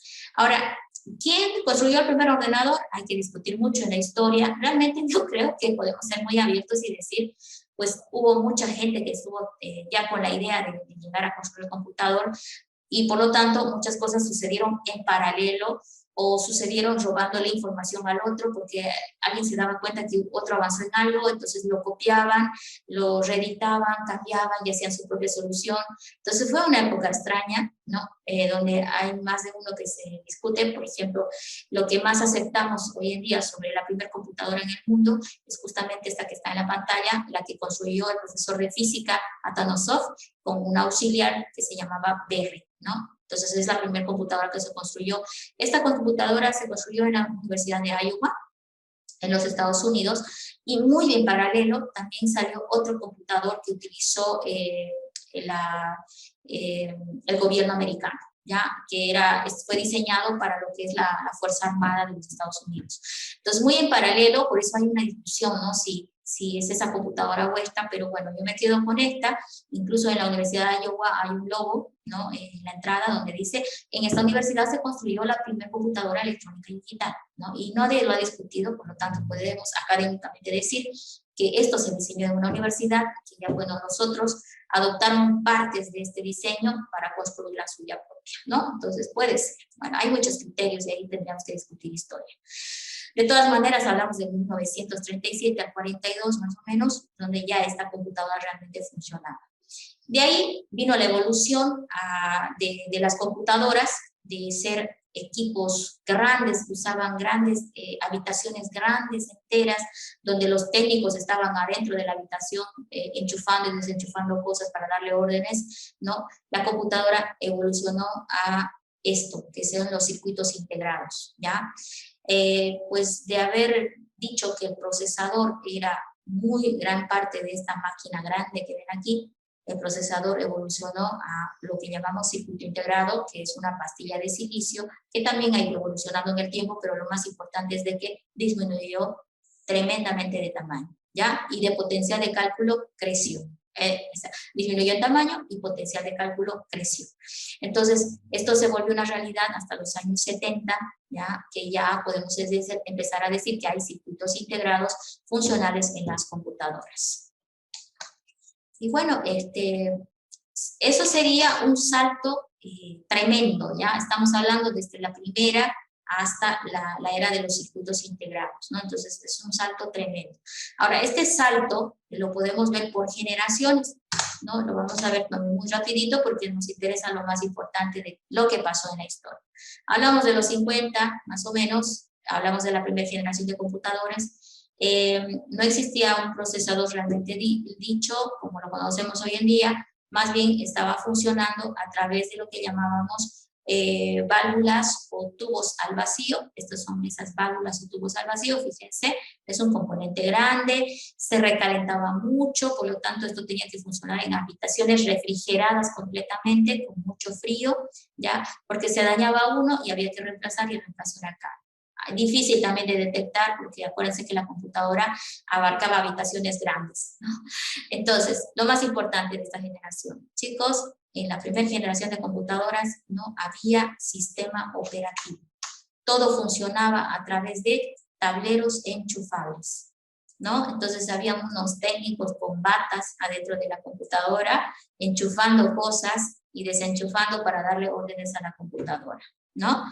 Imagínate tú hacerte chiquitito y entrar a la caja case. Eso mismo hacían en esta generación porque la computadora era así de grande, ¿no? Y bueno, esa primera generación no tenía sistemas operativos, pero tenían tableros enchufables para dar órdenes a la máquina. Luego, en 10 años van a darse cuenta que esto evolucionaba más o menos cada 10 años. Hablamos del 50 a los 64. Aparece la segunda generación de computadores, aparece el sistema operativo por primera vez ya cargado en la máquina, ¿no? Y lo que era la válvula o tubo al vacío es reemplazado por este elemento llamado transistor, ¿ya? Entonces creo que acá no está escrito, lo voy a escribir, transistor. Pues tiene una naturaleza electrónica, la computadora, y aquí se está notando ya, ¿no? Entonces los transistores. Las computadoras empezaron a disminuir de tamaño verdadero, sí, pero no tanto. Podemos hablar de que si en la primera generación era una habitación grande donde estaba el computador, en la segunda generación ya podemos hablar de que esa habitación grande se redujo a la mitad, ¿sí? Y ya estamos achicando, ¿sí? Estamos achicando. Y bueno, vamos a la tercera generación, los 70, 60, entre 60 y 70 más o menos, empieza a aparecer lo que llamamos circuito integrado, ¿ya? ¿Y qué era el circuito integrado? Fíjense, el transistor apareció en la segunda generación y no se fue, se quedó. Pero en la tercera generación ya no hablamos de transistor, hablamos del circuito integrado. ¿Y qué era el circuito integrado? Una pastilla de silicio en la cual habían encapsulado varios transistores. Entonces, ¿qué es esto? El circuito integrado. ¿Y qué tiene adentro de él? Varios transistores encapsulados adentro de él. Encapsulados en el sentido de que deben explotar su potencial de cálculo, ¿ya? ¿Qué trajo con los circuitos integrados? Trajo pues la reducción del tamaño de la computadora. Hablamos de repente que ya parece nada más un mueble como un roperito, ¿sí? Está en una zona de una habitación. Hablamos de que es más resistente al calor, este componente, ya no necesita estar tan frío el ambiente, ¿ya? Y hablamos de una era en la cual el sistema operativo, si bien apareció en la segunda generación, en esta tercera generación el sistema operativo también evoluciona. ¿En qué sentido evoluciona el sistema operativo? En esto. Los sistemas operativos de esta generación ya permiten ejecutar varios programas al mismo tiempo. Eso no pasaba en la segunda generación. La segunda generación, tú abrías un programa en el computador y si querías usar otro programa, tenías que cerrar este para abrir el otro. Un programa a la vez, segunda generación de computadores. Era limitante, pero te acostumbrabas, ¿no? Ahora, en la tercera generación ya no, te permite el sistema operativo abrir 1, 2, 3 programas de aplicación y de repente ahí tal vez te decía, ya no hay memoria RAM suficiente, cierra algún programa e intente otra vez. Miren, me lo aprendí de memoria porque yo todavía ocupaba esas computadoras en esta generación, ¿sí? Así te decía, ya no hay más memoria RAM suficiente, cierre un programa e intente otra vez. Entonces, aparte que de cerrar un programa, tenías que intentar a ver si ya alcanzaba el espacio de memoria RAM para tu nuevo programa, ¿no? Entonces, pero bueno, los usuarios sabían y no se hacían problema. Yo creo que ustedes no le entenderían cuando sale ese mensaje, ¿no? No hay memoria RAM suficiente, cierra un programa e intente otra vez. No te dice eso, pero te das cuenta, ¿no? Te das cuenta de que has abierto demasiados programas porque la máquina se pone lenta y tú empiezas a cerrar los programas que no te sirven para que se agilice un poco la cosa. Y si realmente está re mal, los reinicias todo y vuelve a empezar la memoria RAM de cero y por lo tanto todo vuelve a acomodarse bonito, ¿sí? Entonces esa es el gran aporte de la tercera generación. Saltamos a la cuarta generación de computadores. Esta es una era importante. Yo me acuerdo que esta fue el boom porque yo en esta época estaba, a ver, 70, 80, sí, 70, 80 a nivel mundial, eso quiero esclarecer, vale la pena que esclarezca. En Bolivia, nosotros entramos a esta generación más o menos los 90, unos 10 años atrasados, más o menos es lo que siempre estábamos, ¿ya? Entonces, yo experimenté esto recién en los 90, pero en el mundo, en los países del primer mundo, ya lo experimentaban de los 70 a los 80. Que era la cuarta generación de computadores. ¿Qué significaba? Siguieron conservando el transistor encapsulado en la pastilla de silicio. Esto lo que están viendo aquí es esa pastilla de silicio. Pero ahora lo vemos ya no tal vez como algunos transistores metidos ahí. Podemos decir que aquí empezaron a poner integración a gran escala. Eso significa que es probable que lo que hayan encontrado ahí es cientos de transistores metidos adentro de él. ¿Y cómo han metido cientos de transistores? Bueno, se puso de moda la era de la miniaturización. El transistor se achicó, ¿no? Y por lo tanto podían meter aquí adentro cientos de transistores. ¿Y cuál era la ventaja de meter tantos transistores?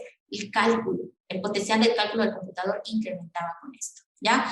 Entonces, por esa razón, en la cuarta generación ya no hablamos ya no hablamos realmente de un circuito integrado, hablamos del chip, ¿sí? Chip en el sentido de que aquí habían cientos de transistores miniaturizados y encapsulados para funcionar más potentemente como computadora. Y bueno, los sistemas operativos aparecen en esa época, los Linux, los Unix, los Windows 95.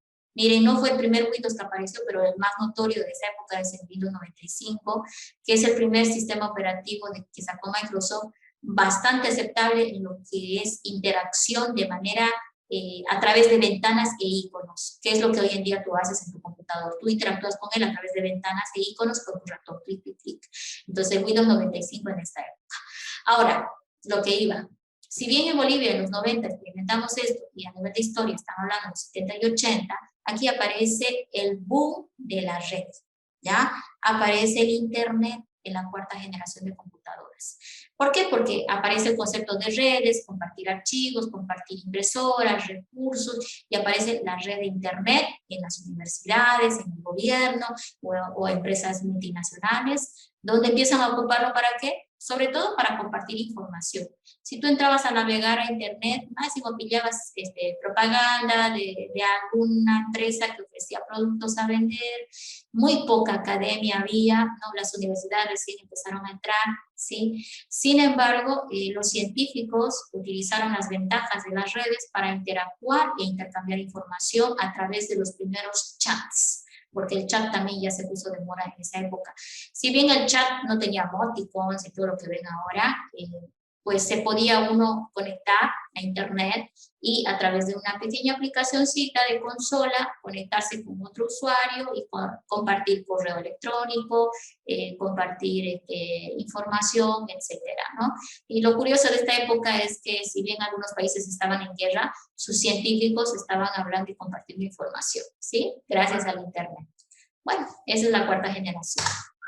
Luego la quinta generación Si hablamos de la cuarta generación de integración a gran escala con cientos de transistores encapsulados en la pastilla de silicio, en la quinta hablamos de miles de transistores encapsulados en la pastilla de silicio. Por eso, si en la anterior decíamos LSI, integración a gran escala, ahora decimos Very Large Scale Integration, integración a muy gran escala. Y eso significa miles de transistores en la pastilla de silicio. Obviamente esto trajo avances a lo que es el Internet, siguió para adelante, las redes siguieron para adelante, los sistemas operativos soportaban más programas de aplicación al mismo tiempo funcionales. Hablamos de una era también en la que aparece el concepto no solamente de implementar software, sino tal vez implementar software más inteligente, ¿sí? Y es donde aparece la idea de la robótica, ¿no? Aquí vemos la era de la robótica, que en estos tiempos empieza a despegar con el concepto de inteligencia artificial, es decir, hacer de que estas máquinas no solamente hagan cálculos, sino también puedan discernir, discriminar, decidir, podemos decir, esa propiedad tuya que tienes, por ejemplo, de tomar decisión, la haces a través de tus conocimientos, tu inteligencia, ¿verdad? Entonces, eso es lo que han tratado de meter en los famosos robots. Hoy en día, pues, ha evolucionado mucho. Hay países súper desarrollados como Japón, si alguna vez están por ahí o ven documentales de cómo es la vida en Japón, ellos tienen robots por todas partes, ¿ya? Casi todo funciona con robots. Yo hace un par de años, cuando estuve en Estados Unidos, lo he visto, pero no lo he visto como Japón, ¿ya? Que en Estados Unidos, por ejemplo, vas a ver cosas, de repente alguien dice, bueno, esto trae que la gente ya no tenga trabajo. Yo digo que trae evolución. ¿Evolución en qué sentido? Si bien antes podías atender, una persona atendía un súper, ¿no? Era encargado del súper, de lo que es el pago en el súper, ¿ya? Tal vez ya no deba hacer eso, sino más bien evolucionar hacia otro trabajo que va más allá, apuntando hacia un desarrollo de la humanidad, ¿no? Entonces, esa es la idea. Ahora, ¿qué vi en Estados Unidos, por ejemplo? A ver, puntualmente fue la primera vez que fui para allá, nunca había visto esa parte, por eso lo comento. Llegué a un súper, saqué las cosas, todo normal, y cuando me acerqué a las ventanillas que parecían unas casetitas para hacer el pago de lo que había consumido, no había personas, estaba una computadora y había como una especie de balanza al frente, y bueno, automáticamente le miré al guardia, porque solo había un guardia para mirar las visitas, y me hizo una seña donde me di cuenta de lo que me decía. Entonces, resulta que ellos tenían ya el cajero de cobro automatizado. Tú te parabas al frente, ponías los productos en la balancita detectaba el código, el peso, bueno, de alguna forma lo identificaba y los precios iban saliendo en pantalla, ¿sí? Y luego te decía cuánto era, y tú podías poner efectivo o cash, o podías dar la tarjeta y la máquina te cobraba, subsanaba y te cobraba. Entonces, para nada había un cajero ahí interactuando. Lo único que había era un guardia de seguridad para que pues seguramente no se vaya alguien sin pagar, ¿no? O algo así, digamos, ¿no? Entonces esa es una experiencia que tuve. Y en Japón está peor, ¿no? Entonces en Japón tú vas y todo, absolutamente todo lo tienen casi automatizado. Esto evoluciona, pero les comento, difícilmente creemos que un día la computadora sea un humano, ¿ya? La computadora solo va a hacer lo que se le ha programado a hacer, ¿ya? Si este robotcito fue programado para huir cuando la temperatura sea mayor a 30 grados, ¿ya? No va a huir si la temperatura está en 29.9. ¿Sí? A eso me voy, ¿sí? Entonces, los robots solo hacen lo que están programados de hacer. Lo que sí ha sucedido es que el conocimiento de la informática ha evolucionado tanto que han podido crear lo que se llama software más inteligente. Y curiosamente, ¿cómo han hecho ese software más inteligente? Están utilizando algo interesante. Están tratando de estudiar las neuronas de nuestro cerebro, porque tú sabes que dentro del cerebro tenemos unas famosas redes neuronales que hacen posible que la información llegue y viaje de una neurona a otra, ¿no es cierto? Si te pones a investigar vas a ver que adentro es un proceso increíble lo que sucede. Cuando yo te digo algo, tu mente lo apropia, tus redes neuronales empiezan a comparar. He hablado de algoritmo, cuando escuché algoritmo, entonces me digo que lo asocia a un concepto de algoritmo que tuviste y empieza ahí el proceso inteligente de aprendizaje, ¿no? Y de saber más y más y más. Entonces, eso están tratando de estudiar para intentar simular en informática lo que es software más inteligente. Quinta generación hoy en día sigue, me voy a quedar en esta generación, la sexta, indicando que si bien en la cuarta era Large Scale Integration, la quinta era Very Large Scale Integration, ahora en la sexta hablamos de Very Large Scale Integration, integración a muy, muy gran escala. Entonces, aquí vemos millones de transistores encapsulados en la pastilla de silicio. Eso es lo que vemos en esta generación, millones, ¿no? Es increíble que podamos ver cómo hay millones y la pastilla de silicio, miren, no es más grande de este cuadradito donde están estas personitas sobre las nubes, no es más grande de ese cuadradito un procesador hoy en día, ¿sí? Pero ¿cómo hay millones? Bueno, porque es la era de la miniaturización. Los transistores, así de grandes que te mostré en la segunda generación, hoy en día no son así.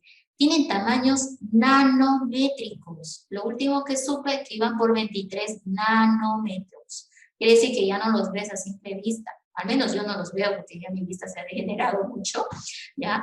Sin embargo, esa es la razón de la evolución, ¿no? Han metido millones de transistores aquí y ellos están trabajando las operaciones a grandes velocidades, ¿no? Y bueno, están propiciando que la generación siga avanzando. Bueno, me quedo en esta parte porque es lo general, pero de aquí a aquí decirles que ya vamos por la 10ª generación de computadores. Bueno, es que de aquí para adelante ya hablamos de las características conocidas, hablamos de que pues, los procesadores aparecieron por ejemplo, el i3, ¿no? Luego el i7, y hoy en día se habla de que ya el transistor lo van a sacar y van a meter otra tecnología. Estamos hablando de que hasta ahora hablamos de transistor con naturaleza electrónica, ¿no es cierto?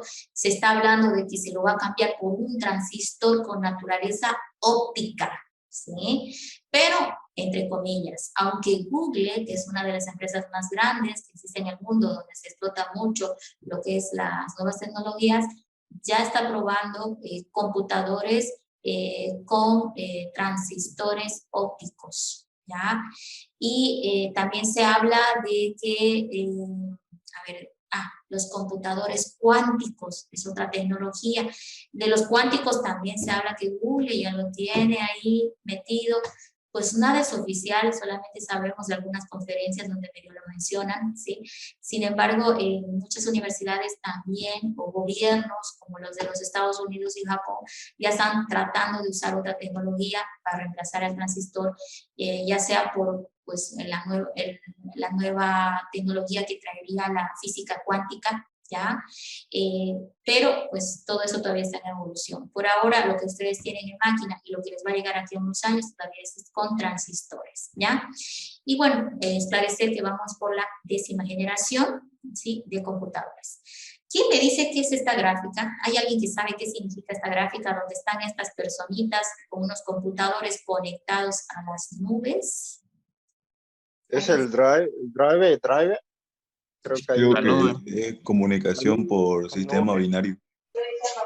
Comunicación, te acepto. El drive está asociado. ¿Qué más?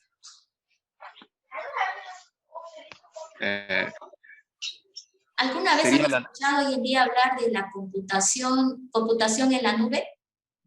Sí. Eso es. En la nube, son un montón. Cuento que yo ahora estoy reaprendiendo, porque ahora sí, exactamente.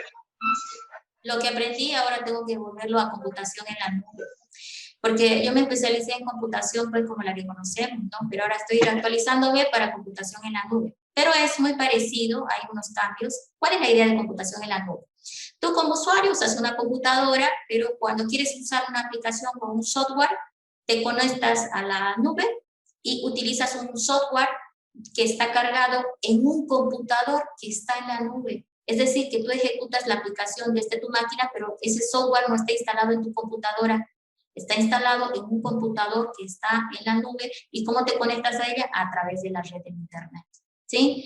Entonces, muchas empresas están llevando sus servidores. Acuérdense que un servidor es un computador que tiene el software que administra la empresa, ¿ya? Muchas de estas empresas que tenían sus máquinas en sus unidades de trabajo, están reemplazándolas por servidores en la nube, ¿no? Entonces, cuando alguien crea, no sé, utiliza un programa de aplicación en la empresa, en realidad no, el programa ni está instalado en la computadora, está instalado en un servidor en la nube.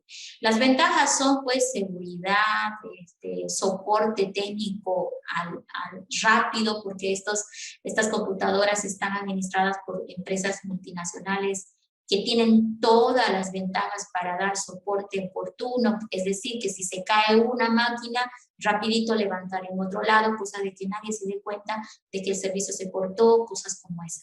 En el CPD, por ejemplo, todavía no lo tienen así, por temas de seguridad, pero por ejemplo, cuando hubo el problema de las inscripciones, eso que ellos hicieron, reportar unos días, no se puede evitar porque tiene que darle mantenimiento al servidor. Sin embargo, en un trabajo en la nube se trabaja distinto, ¿no? Normalmente vienen con convenios para que si una tiene que hacerse mantenimiento, otra la reemplace y nadie note esos efectos, ¿no? Obviamente tiene costos, ¿no? Pero se ha puesto de moda la que es la famosa computación en la nube.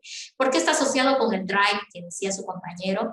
Porque ustedes, estoy segura que utilizan cuentas de Microsoft o de Gmail. Yo particularmente uso más de Gmail porque me acostumbré a todas las herramientas que trae, como por ejemplo su Drive, que es un lugar donde te dejan almacenar, si no me equivoco, el límite es 10 gigas, de información, puedes cargarle todo lo que tú quieras ahí, pero acuérdate que si no tienes cuidado con las contraseñas de seguridad, cualquiera te roba información de ahí, ¿no? Entonces, yo tengo una regla, no cargo nada que me duela perder o que me duela que alguien vea, pero bueno, es tema de cada uno, ¿sí? Es que ha pasado, ¿sí? Alguien que, por ejemplo, cargó en el Drive fotos personales de su familia, no sé, y luego las fotos aparecen publicadas por algún lado, entonces es porque, pues, no tuvo cuidado con las reglas de seguridad, porque Google es muy seguro, ¿ya? O que Gmail es muy seguro. Entonces, Gmail, Drive, todos esos son herramientas que nos da Google, básicamente, ¿verdad? Ahora, el Drive, el que tú puedas grabar, por ejemplo, un práctico. Tú hacías tu práctico acá cuando venías a clases presenciales, lo hacías en tu casa el práctico y lo imprimías, por decirte, ¿no? Para venir a entregar tu práctico. Y casualmente decías, por si acaso, lo subo a la nube. Lo subías a tu Drive, lo copiabas, y a veces venían aquí a la universidad y me decían, me olvidé el práctico, no lo traje, salí muy rápido, lo dejé, pero lo tengo impreso. Y luego decían, lo tengo en mi Drive, me da 5 minutos y lo imprimo y lo traigo. Bueno, ve, imprímelo y lo traes a la asociación, les decían, ¿no? Entonces, el subir a la nube, las cosas les daba ventaja de que no se iba a perder. Algunos lo tenían en su flash memory, lo dejaban por ahí, se le derramaba, ¿no? Hace poco perdí un flash, pero tenía copia de seguridad en otro lado, entonces no lo perdí. Entonces, ese es el problema del flash, lo pierdes, te roban, no sé, lo dejas, ¿sí? Pero del Drive, de cualquier lugar te conectas por internet, lo descargas y lo tienes. Un consejo importante es tener material de apoyo que ustedes vayan construyendo hasta que terminen su carrera en el Drive organizado, ¿no? Por materia, por año, no sé, porque nunca sabes qué te va a servir, ¿sí? Nunca sabes, ¿ya? Entonces, eso sería sobre el tema de la forma moderna de trabajo, ¿ya? Bueno, hablamos hoy en día de la séptima generación, como les comentaba, no hay mucho que decir, hay cambios en el hardware, vemos aquí el monitor ya es táctil, incluso este monitor que están viendo acá está con el procesador incorporado, es planito y no se nota, seguramente la unidad de CD/DVD está a un ladito, ¿sí? Los USBs también a un ladito y cualquier cosa que tengas que conectar está a un ladito de la pantalla, ¿sí? Y su fuente de energía también seguramente tiene otra para ir, ¿no? Entonces todo ha ido cambiando, ¿no? Lo táctil, todo eso, bueno, de aquí para adelante. ¿Qué es lo que puedo decir de las nuevas generaciones? Están trabajando en que los procesadores sean más potentes y más rápidos, y nuevas tecnologías para adelante. Hoy en día hablamos de procesadores i7, ese es el último modelo, ¿ya? i7, pero eso está hace varios años ya. Sin embargo, ¿qué es lo que le ha cambiado a ese procesador? Su velocidad, ¿ya? Su velocidad de cálculo y todo lo demás. Eso lo vamos a estudiar en el siguiente capítulo.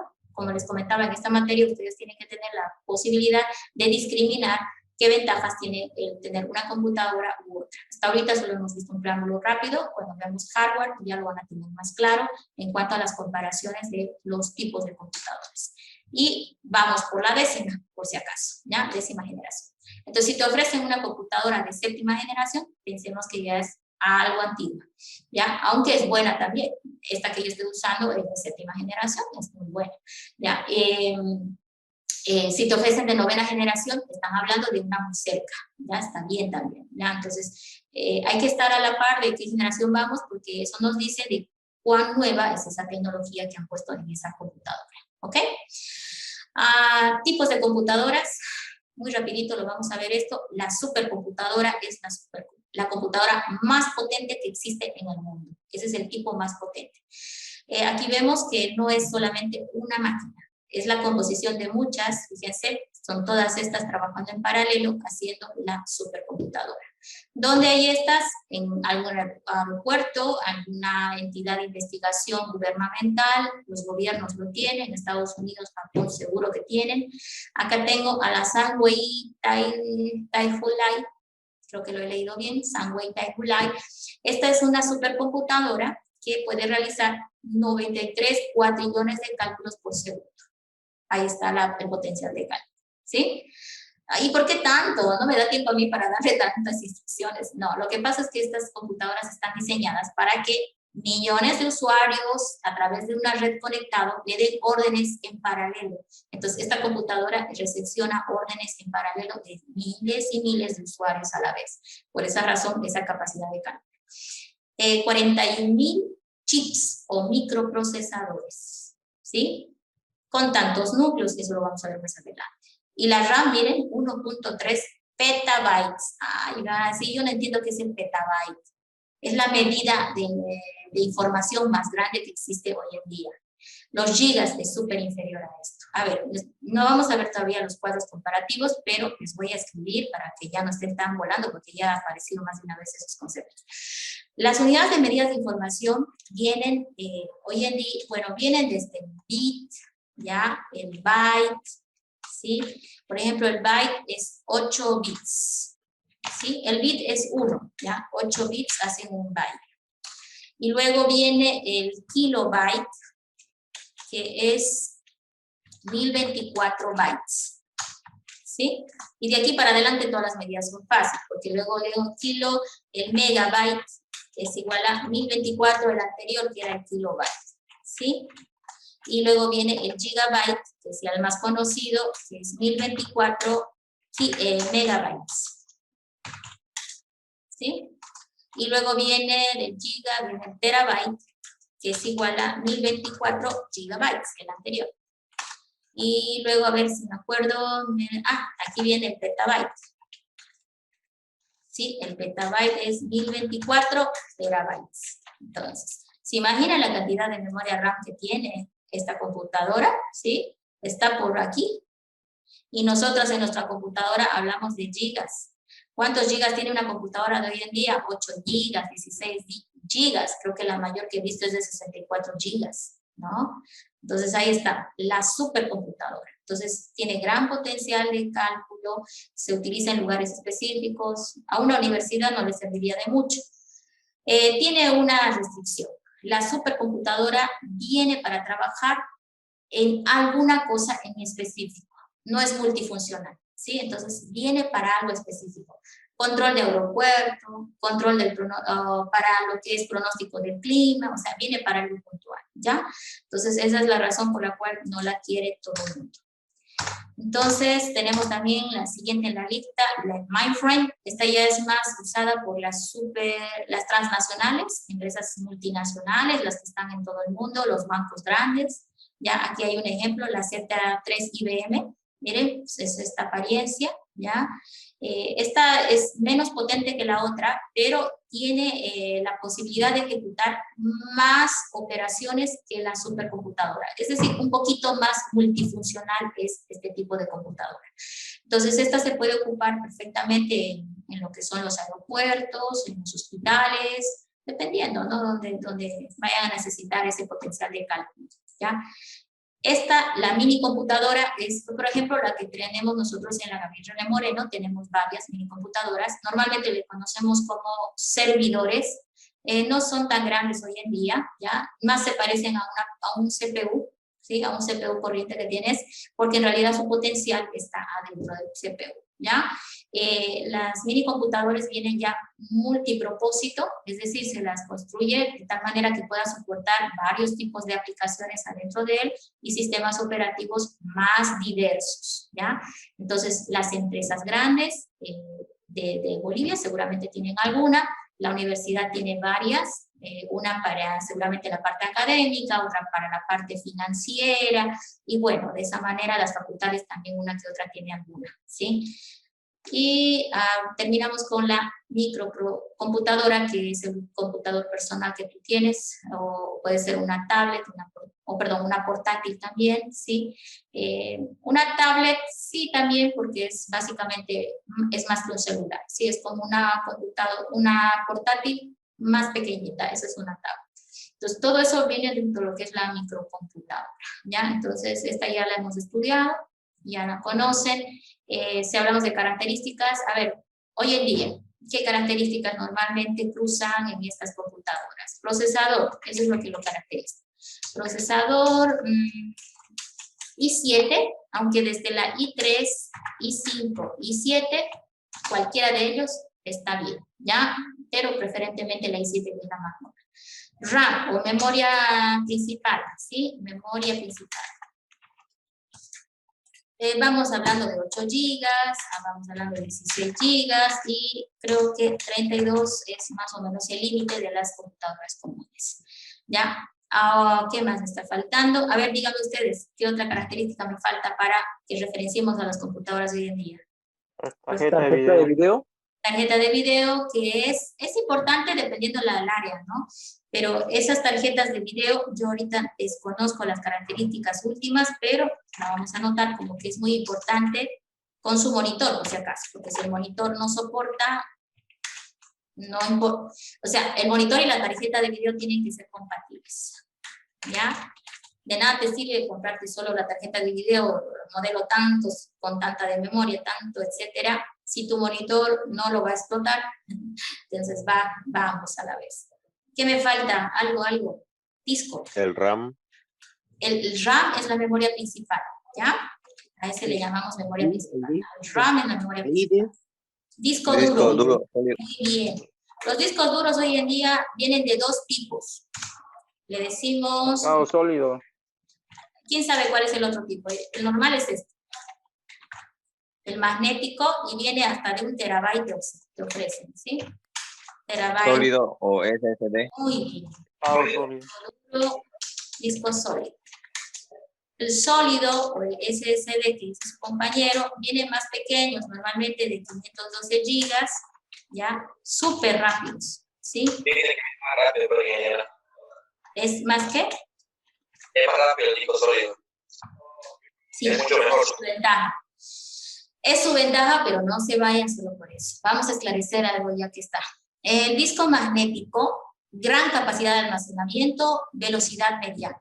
Muy resistente, por lo tanto, almacena información a largo plazo de manera muy segura. El disco de estado sólido, muy rápido, mucho más rápido que el magnético, ¿ya? Es un disco diseñado basándose en la tecnología de la memoria RAM. Por eso es que es rápido. Se basa en la tecnología RAM para ser rápido. Ahora, no es muy ideal para almacenamiento de información en el sentido de que es más resiliente o menos ventajoso en operaciones de lectura y escritura. Entonces, ¿por qué me ofrecen eso? ¿Cuál es mi ventaja? La técnica es la siguiente. Cuando yo adquiero una computadora, lo adquiero con 2 discos duros, ¿ok? 2. Uno para datos, que es magnético, ¿sí? Que es más económico, el tera me cuesta muy caro, y otro sólido, que no necesariamente es más grande, puede ser incluso de 256 gigas nada más, ¿sí? Incluso menor. ¿Por qué? Porque en el de sólido lo que hacemos es ponerle al sistema operativo y los programas de aplicación. Eso hacemos. Con eso tu computadora, pues, te anda así, ¿ya? Esa es la nueva tendencia. Yo, por ejemplo, mi máquina, tengo una i3 muy buena, pero ya estuvo lenta, quería reemplazarla. Me he tocado con que no hay, la aduana lo está reteniendo todo, que está demasiado caro y que la que yo quisiera todavía no ha llegado. Bueno, entonces, ¿para qué voy a comprarme si no voy a quedar contenta, verdad? Entonces, Mira, ¿cómo cuánto está? ¿Con cuánto de RAM? Sí, de 8 para adelante te funcionan bien, ¿ya? Y los discos de estado sólido de 256 para adelante. Incluso puede ser 128, pero acuérdate que la idea del sólido es ponerle el sistema operativo y los programas de aplicación, ¿ya? Entonces, ahí está el tamaño que uno decide. Yo, por ejemplo, a mi máquina, les decía, le cargué el segundo disco, el de estado sólido, para el sistema operativo y vuela. Prendo y ya está prendida. Los programas funcionan rápido. Estoy contenta, aguanto otro año más con mi computadora i3 con solamente ese cambio, ¿ya? Pero esos cambios lo hace el técnico, alguien que sepa, porque no es así nomás, ¿ya? Tiene que hacerlo alguien que sepa hacerlo para que quede bien, ¿ya? Entonces es posible hacer esa combinación, ¿sí? El sólido para el sistema y el duro para datos, archivos, ficheros o todo lo que quieras. Y te vas a tener velocidad y también un buen espacio de almacenamiento. Creo que con eso ya tenemos lo básico, lo principal y... Ingeniera, disculpe, sobre el sistema de refrigeración líquida. No sé si... No sé con qué lo estás asociando eso. Eso es para el procesador. Con el procesador. Bueno, en realidad los procesadores de hoy en día ya no vienen tan exigentes en cuanto a la refrigeración. Vienen adentro de la caja case. Normalmente vas a encontrar hoy en día 2 ventiladores. Eso no lo expliqué ahí, pero va a estar en el siguiente capítulo. Los ventiladores son, en inglés les dicen coolers. Son unos aparatitos como un ventilador, pero que lo que hacen es refrigerar adentro de la caja case. Antiguamente venían con uno solo, porque era para todo, pero ahora los procesadores son de gran velocidad de cálculo, recalientan más, entonces lo que han hecho es incorporar dentro de ellos un cooler, o sea que los procesadores vienen con su propio cooler, ¿ya? Eso para el tema de la refrigeración. Eso es lo que internamente hace, ¿ya? Ahora nosotros como usuarios debemos saber de que el lugar ideal de una computadora es un sitio donde no le llegue mucho polvo, ¿ya? Que esté con aire acondicionado o frío, que no sea muy caliente, porque el calor degenera los componentes electrónicos a la larga. La computadora tiene, aunque sea una portátil, tiene el cooler, él hace su trabajo y él, cuando se lo lleva a mantenimiento, normalmente lo que hacen es limpiarlo de tal manera de que quede sin puntos o lo reemplazan si ya está degenerándose. Cuando empiezas a escuchar un ruidito de la caja case que constantemente hace, tienes que pensar que es probable que es el ventilador el que está con el problema de falla, ¿ya? Entonces, mi recomendación es tenerlo en un lugar que no le llegue mucho polvo ni mucho calor y tomar atención cuando haya ruiditos que salen de la caja case, porque es probable que simplemente el cooler es necesario hacer el mantenimiento para que vuelva a hacer su trabajo, que es refrigerar. Porque si el cooler se daña, no va a haber suficiente refresco internamente y por lo tanto es probable que se vaya a quemar el procesador, que es doloroso, pero puede suceder, ¿ya? Otros medios más modernos creo que no hay, hasta donde yo tengo conocimiento, ¿ya? No sé si hay otra pregunta. En el chat vamos a ver si han escrito algo para revisar. Sí, están solamente... la era del robot. Bueno, todo tiene que ver con la ética. Miren, yo tampoco estoy de acuerdo en que todo se vaya a hacer un robot, pero comentarles que, por ejemplo, esos avances en biotecnología han hecho de que muchas personas recuperen partes físicas que han perdido. Por ejemplo, me refiero a personas que han ido a una guerra, o han tenido un accidente, han perdido una mano, un brazo, un dedo. Entonces, con este tema de la biotecnología, o el avance que hay en la biotecnología, se ha logrado, ¿no? que les pongan de prótesis tan avanzadas que en algunos casos no se notan, ¿no? Pero todo esto está todavía en ¿cómo se dice?, en proyectos, mejoras. Creo que todavía no hay una prótesis tan excelente que se haya hecho que nadie note que tiene prótesis la persona, ¿no? Pero se han hecho muchos avances, ¿ya? En cuanto a prótesis y todo eso.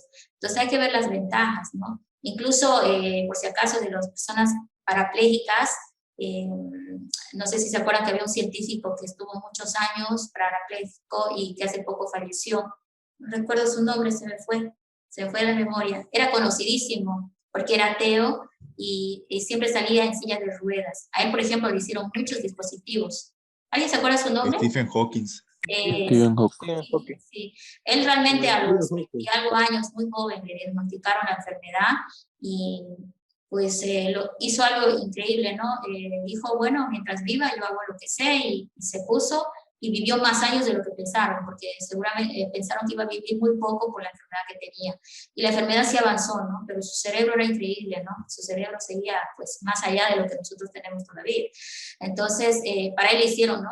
Estas compañías grandes, IBM, no sé, Intel, sobre todo Intel, si no me equivoco, le hizo aparatos adaptables para que él continúe, ¿no? Su vida, ¿no? Entonces, no es todo malo, siempre todo tiene ventaja.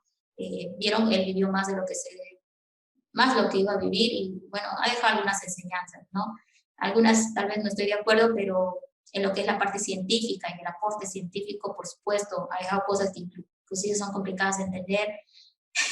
Es desafiante, ¿no? Para los del área de física, ¿no? La física cuántica, la teoría de los agujeros negros. Ya no saben cómo yo me enamoré de todo lo que él hablaba, que yo amanecía escuchando su conferencia. Pero bueno, eso ya desde mucho tiempo, ¿sí? Si ustedes tienen tiempo libre, es muy interesante lo que hablaba él, ¿sí? Bueno, el ejemplo era de cómo la tecnología puede ayudar, ¿sí? No todo es malo, pero bueno, nosotros somos humanos y si nosotros no existimos, pues el mundo no va a avanzar porque nosotros estamos aquí para darle el componente importante a lo que es la vida, ¿no? La vida como personas, ¿sí? Bueno, chicos, entonces con eso yo creo que nos podemos despedir hoy. Nuestra siguiente clase es el día lunes. Ya, a ver,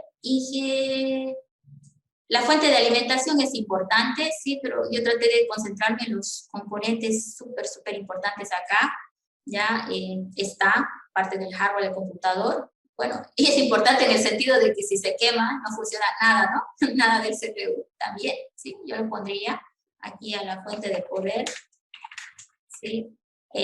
No cualquier fuente le hace a tu máquina. Tomen en cuenta siempre que uno retira la fuente de poder y va al técnico y va viendo cuál le va a hacer, ¿no? Sí, sí. I9, chicos, ¿ya tienen en el mercado? ¿Ustedes han visto? A ver. Sí, ya hay. Sí, Sí, entonces ya un hay en momento. No estaba segura de que ya... ¿Y cuánto estarán esas máquinas? Voy a averiguar. Los procesadores AMD también hay. Ya. Sí, es la otra marca que también no es muy mala. Es buena también esa marca. Déjenme volver a poner la pantalla compartida porque me salí de la vista preliminar. Un segundito. Ingeniera, como para usted, ¿cuánto estaría eso, el i9, para comprarlo así? Uy, no, miren, es que todo depende. Yo, por ejemplo, en i7, la última vez que fui, la que yo quería, la que yo hice en mi cabeza, ¿no? De la computadora que yo quería, estaba más o menos en los $3,000, ¿sí? Pero yo, ¿por qué busco? Porque no es solamente para clases, sino también por el trabajo que hago, ¿sí? Yo necesito más potencial de cálculo. Yo creo que ustedes como estudiantes de ingeniería pueden empezar con algo básico, porque acuérdate que en 2 años la computadora ya fue, ¿no? Ya hay otra tecnología que hay que reemplazar. Entonces pueden empezar con una i5, con buena memoria, con buen espacio en disco, un disco sólido para el sistema operativo, una buena tarjeta de vídeo, ¿ya? Y luego, de acuerdo a lo que van avanzando, ir viendo una mayor, ¿cierto? Porque ahorita si vas a Chiriguano hay computadoras menos de $1,000, de $500, ¿no? Entonces, de acuerdo a las características que te planteé, tú puedes tomar esa decisión, ¿ya?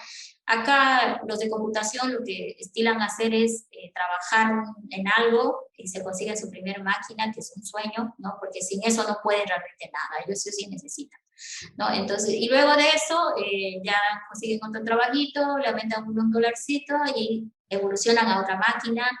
Y bueno, creo que terminan cambiando de computadora cada año, pero es por, como te digo, ¿no? Necesitan constantemente renovar, ¿no? Entonces, en el caso de un estudiante, yo pienso que una mediana le ayuda, ¿sí? Una i5, una i3 inclusive, pero con buena memoria, ¿ya? Y buen espacio en disco, y un disco sólido sí o sí, para que pues tú veas que está rápida y bueno, te parezca más moderna de lo que es, ¿ya?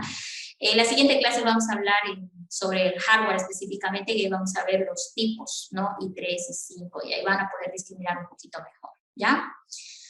Sí, $1,000 para adelante, pero como te digo, hay. Ahora las marcas, esa es otra discusión, yo no tengo preferencia por ningún fabricante, pero cuando me toca comprarme una computadora, yo siempre veo primero la marca Lenovo. No tengo preferencia, pero con Lenovo yo no tengo, miren, en lo que he comprado de Lenovo, la compré y todo 100 puntos, ni siquiera le hago mantenimiento cada año. De repente la portátil la abrieron después de 8 años, la tuve que hacer abrir, y fue porque se mojó en una inundación que tuve en casa, se mojó y tuve que hacerla abrir para que le hagan la ventilación y la limpieza. Quedó excelente otra vez, solamente se dañó un poco el micrófono, pero lo demás está perfecto. Entonces, Lenovo me gusta mucho, ¿no? Y si vas investigando en internet, vas a ver que está en esos rangos, ¿no? Los rankings apuntan a Lenovo, luego le sigue la HP, ¿sí? Y luego le va siguiendo la Dell, que son de las más conocidas. Ahora, la que vas a encontrar en el chiriguano mucho es la Asus, si no me equivoco. ¿Sí? Esa Asus está viniendo muy buena también en algunos modelos, ¿no? Entonces, solamente yo que les aconsejo, vean el ranking, en internet sacan constantemente rankings. Los rankings te dicen, ¿no? Y hay opiniones, no, esta me fue mal con el procesador, esta me fue mal con la RAM, o esta es excelente, me fue muy bien. Entonces vean los rankings y así van dándose cuenta. Yo por lo menos personalmente yo me quedo siempre con Lenovo y trato de que no cambiar, porque con esa excelente todo me ha funcionado, ¿ya? Sí, es una de las mejorcitas, pero también es un poquito más cara. Te cuento que encuentras en Lenovo exactamente la misma máquina en HP y Dell, y la más barata es Dell, ¿sí? Ahora, a algunos les sale bien también Dell, ¿sí? Entonces, pero bueno, eso ya yo gastando voy. Hay que ver los rankings y ir viendo, ¿sí? Entonces, la siguiente clase ya yo les voy a pasar un poco más de hardware y con eso ya van a poder discriminar, ¿no? Si se están pensando conseguir una máquina, ¿ya? Bueno, chicos, ahora sí, nos vemos el día lunes a las 11:30. El horario es complicadísimo para mi persona, pero trato de estar en punto para que logremos una clase, ¿ya? Entonces, de todas maneras, el enlace se les va a mandar antes de la clase porque lo varío. No uso el mismo enlace. ¿Ok? Nos vemos, chicos. Hasta luego. Que pasen. Hasta luego. Hasta luego, ingeniera. Muy buena la clase. Igualmente a ustedes. Hasta luego, Gracias. ingeniera. Chao. Gracias, ingeniera. Chao, chao. Hasta luego, ingeniera. Muchas gracias. Hasta luego. Gracias, ingeniera. Gracias por la explicación. Hasta luego, ingeniera.